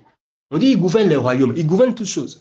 On a lu la dernière fois dans Éphésiens 1, 20, verset 20, 23, il gouverne tout. Tout lui est soumis. Y compris donc, même s'il y avait un être appelé Satan, un diable, démon, tout ce qu'on voulait. Et donc, ce diable, démon, a empêché Paul d'aller quelque part. Mais Dieu voulait que Paul aille à l'endroit, mais Paul n'a pas été. Ah, quelle conclusion on va tirer? On va tirer la conclusion logique, appropriée que donc, ce diable-là est alors plus fort que Dieu. Et quand vous tirez cette conclusion, vous vous rendez compte que mais ce n'est pas possible qu'il y ait un autre être qui soit au-dessus du Tout-Puissant, du Seigneur. Alors, quelle est la déduction directe que vous faites? La déduction directe, c'est que ça, je ne l'accepte pas. Ça, je ne l'apprends pas. Ça passe par le filtre. Il faut être sélectif, c'est ça le filtre. Il faut filtrer les Écritures. Tu dis donc, non, ça ne passe pas. De la perspective du Seigneur, ce n'est pas possible. Qu'il y ait quelqu'un d'autre qui soit au-dessus de lui, qui soit tout puissant, qui soit plus puissant que lui, qui soit en mesure d'exécuter une volonté autre que la volonté du Seigneur. La seule volonté qui est faite sur la terre, c'est la volonté du Seigneur. Aucune autre volonté ne peut être faite. Donc, si ce n'est pas le Seigneur qui a empêché, qui ne voulait pas que Paul aille à l'endroit, et c'est quelqu'un d'autre qui a réussi à exprimer, lui, sa volonté au détriment de celle du Seigneur, il y a un problème. Oui, je sais, Manuel. Oui, je sais que tu ne t'arrêtes pas là, tu ne vas pas t'arrêter. Vas-y. Ok, merci beaucoup. Ok. Moi, j'ai pas de problème. Hein. On peut considérer qu'il n'y a pas de problème. Hein. Satan empêche quelqu'un de toutes les manières et quelqu'un peut être en train de penser à l'histoire de Job hein, ou tout ça, il n'y a aucun problème. Mais le plus important, c'est de savoir que les Écritures sont claires et unanimes dessus et notre Père est unanime dessus. Tout a été créé par lui et pour lui et que c'est Christ qui gouverne l'univers et que tout, absolument tout lui est soumis et tout obéit parfaitement à sa volonté souveraine. C'est le plus important. Parce que si je vois quelqu'un en train d'exécuter un acte, alors que ce n'est qu'un simple exécutant et que je lui attribue une quelconque gloire, alors que la personne ne fait que subir les volontés que quelqu'un lui a imposées, en réalité, la gloire ne lui revient absolument pas parce que c'est quelqu'un qui l'a mis dans cette condition et la personne subit. Donc, je n'ai pas le temps de penser à cette personne. Je regarde celui qui impulse toute chose et qui fait subir cette volonté à chacun. Ça, c'est la pensée juste et agréable à avoir, au lieu d'aller attribuer une vaine gloire à quelqu'un d'autre. Toutefois, ceci étant, lorsque nous prenons le passage de 1 Thessaloniciens 2, 18 que Joséphine a lu, on voit clairement dans le passage la réponse. Parce que nous en a empêché est revenu 2 fois, quand on lit bien. C'est parce que quand on prend seulement une partie de l'histoire et on lit, c'est souvent ce que ça entraîne, nous-mêmes on le sait. Quand on met toute l'histoire, tout le récit de Paul dans son contexte, on comprend parfaitement que ça rejoint ce que Jésus disait. Il raconte que les Juifs les empêchaient de pouvoir annoncer la bonne nouvelle. Que les Juifs, lisez bien le passage, prenez 2 Thessaloniciens là et remontez en haut et lisez jusqu'à la fin.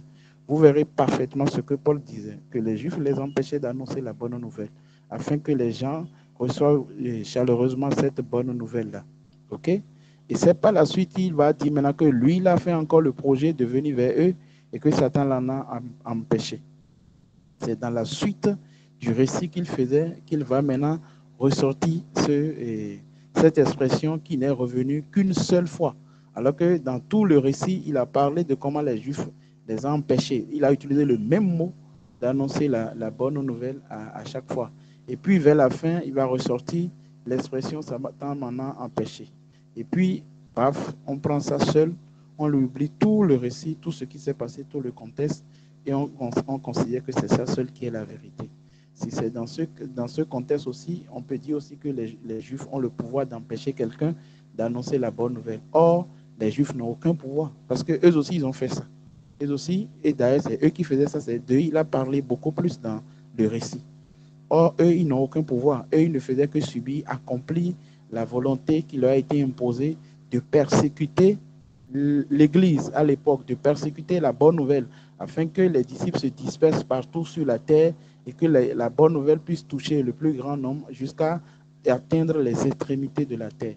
Ça, c'est le plan parfait de Dieu, que les Juifs empêchent les disciples, les apôtres d'annoncer la bonne nouvelle là où ils étaient, qu'ils soient persécutés, dispersés, pour que l'évangile, la bonne nouvelle, arrive dans des zones où cela n'était pas. Donc, on va dire que les Juifs étaient souverains, où ils avaient une puissance, un pouvoir d'empêcher l'annonce de la bonne nouvelle, absolument pas. C'est la volonté parfaite et cela leur a été imposé à eux-mêmes Juifs qu'ils exécutaient en ce moment-là. Et c'est le cas de cette expression de ce verset 18 où dit Satan nous en a empêché. Et vous verrez la suite, nulle part, Paul dit dans le verset qui suit, alors nous avons décidé de réprimer Satan, nous avons décidé d'entrer en prière pour déverrouiller, pour débloquer le blocage que Satan, l'empêchement que Satan a mis contre ce désir de venir vers vous. Au fait, c'est surtout ça qu'il faut comprendre. Et ne pas commencer, pas penser à faire une fixation sur une personne, alors que l'essentiel, c'est notre Père, Christ. C'est le plus important, c'est l'essentiel. Merci.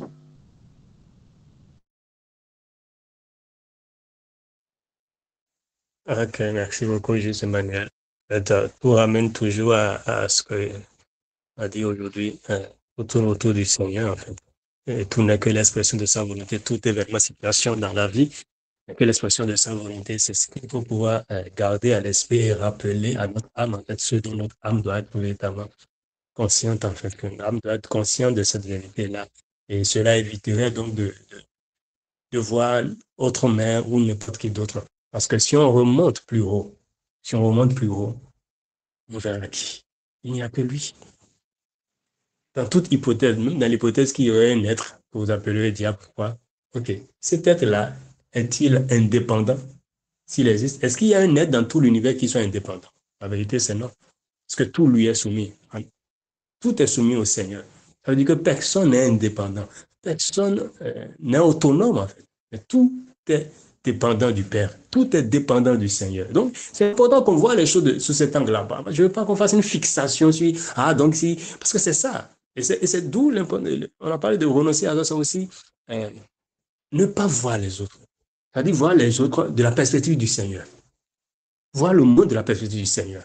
C'est même des choses, quelqu'un peut mal te parler aujourd'hui. Tu vas regarder la personne. Oh, ce n'est pas elle. Qui l'a amené à mal te parler? Qui a produit en elle cette animosité vis-à-vis de toi?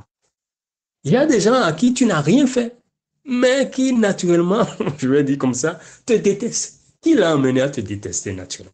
Qui a amené les frères de Joseph à haïr Joseph? C'est ça la perspective que nous devons avoir.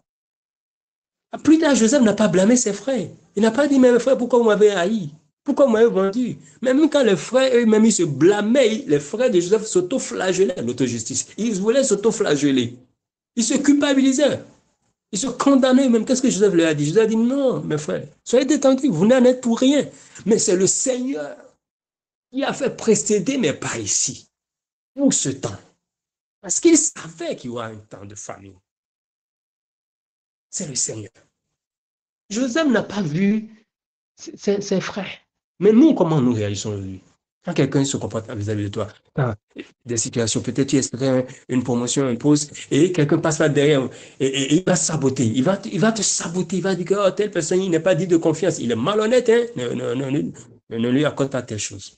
Et après, l'affaire capote, on ne t'accorde pas le poste et tout. Tu as réagi comment? Tu as dit que c'est l'individu là qui a fait ci. Or que non, c'est le Seigneur qui ne voulait pas que tu aies.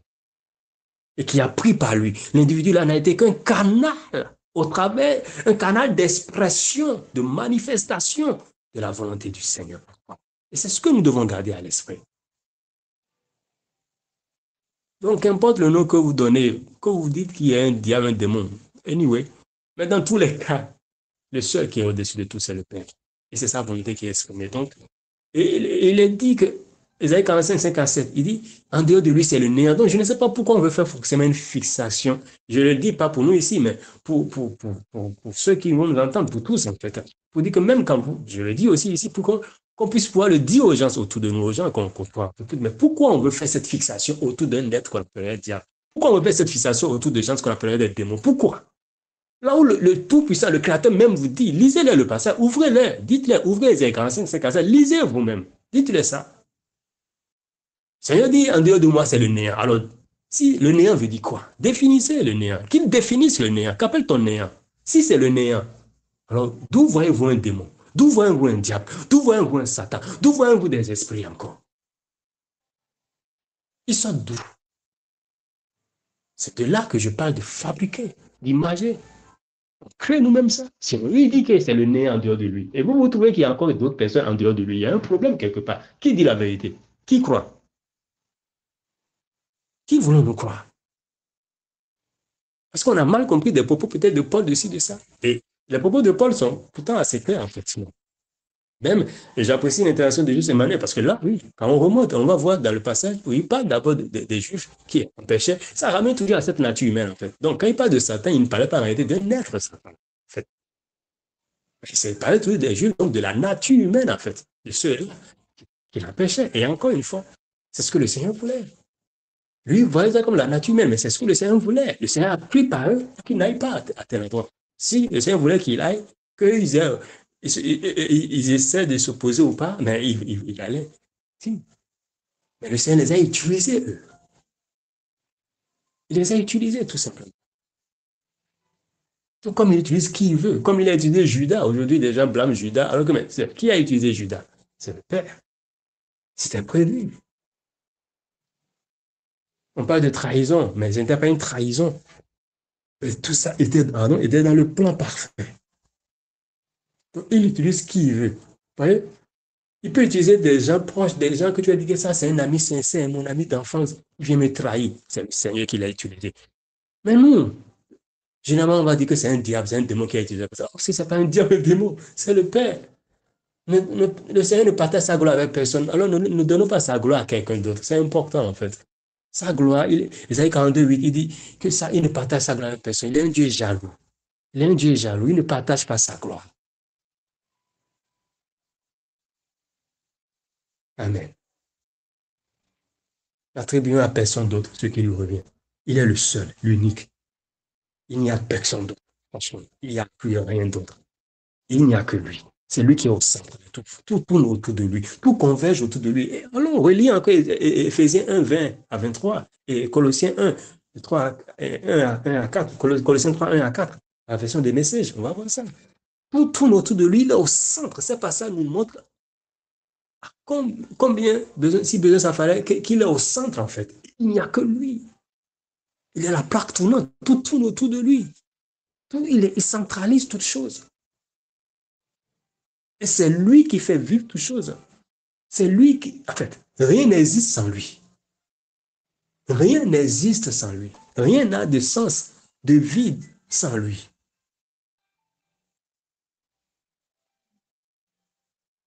Ne réduisons plus notre Père, notre Créateur. Ne le réduisons pas. Ne le rabaissons pas. Il n'a pas d'égal. Personne n'est à son niveau. Il est le seul unique. Parce que l'heure est avancée. Est-ce que tu peux simplement, s'il n'y a pas d'autres interventions, il y a déjà 11h35. Est-ce qu'il y a d'autres interventions rapidement avant qu'on clôture la séance de ce matin? Simon, s'il te plaît, je voulais le verset d'Isaïe là, dont tu Isaïe m'as 45, soumis. 5 à, Isaïe 45, 5 à 7. Isaïe 45, 5 à 7. D'accord. Est-ce que tu peux simplement rendre grâce au Seigneur? Je dis merci encore pour ce jour.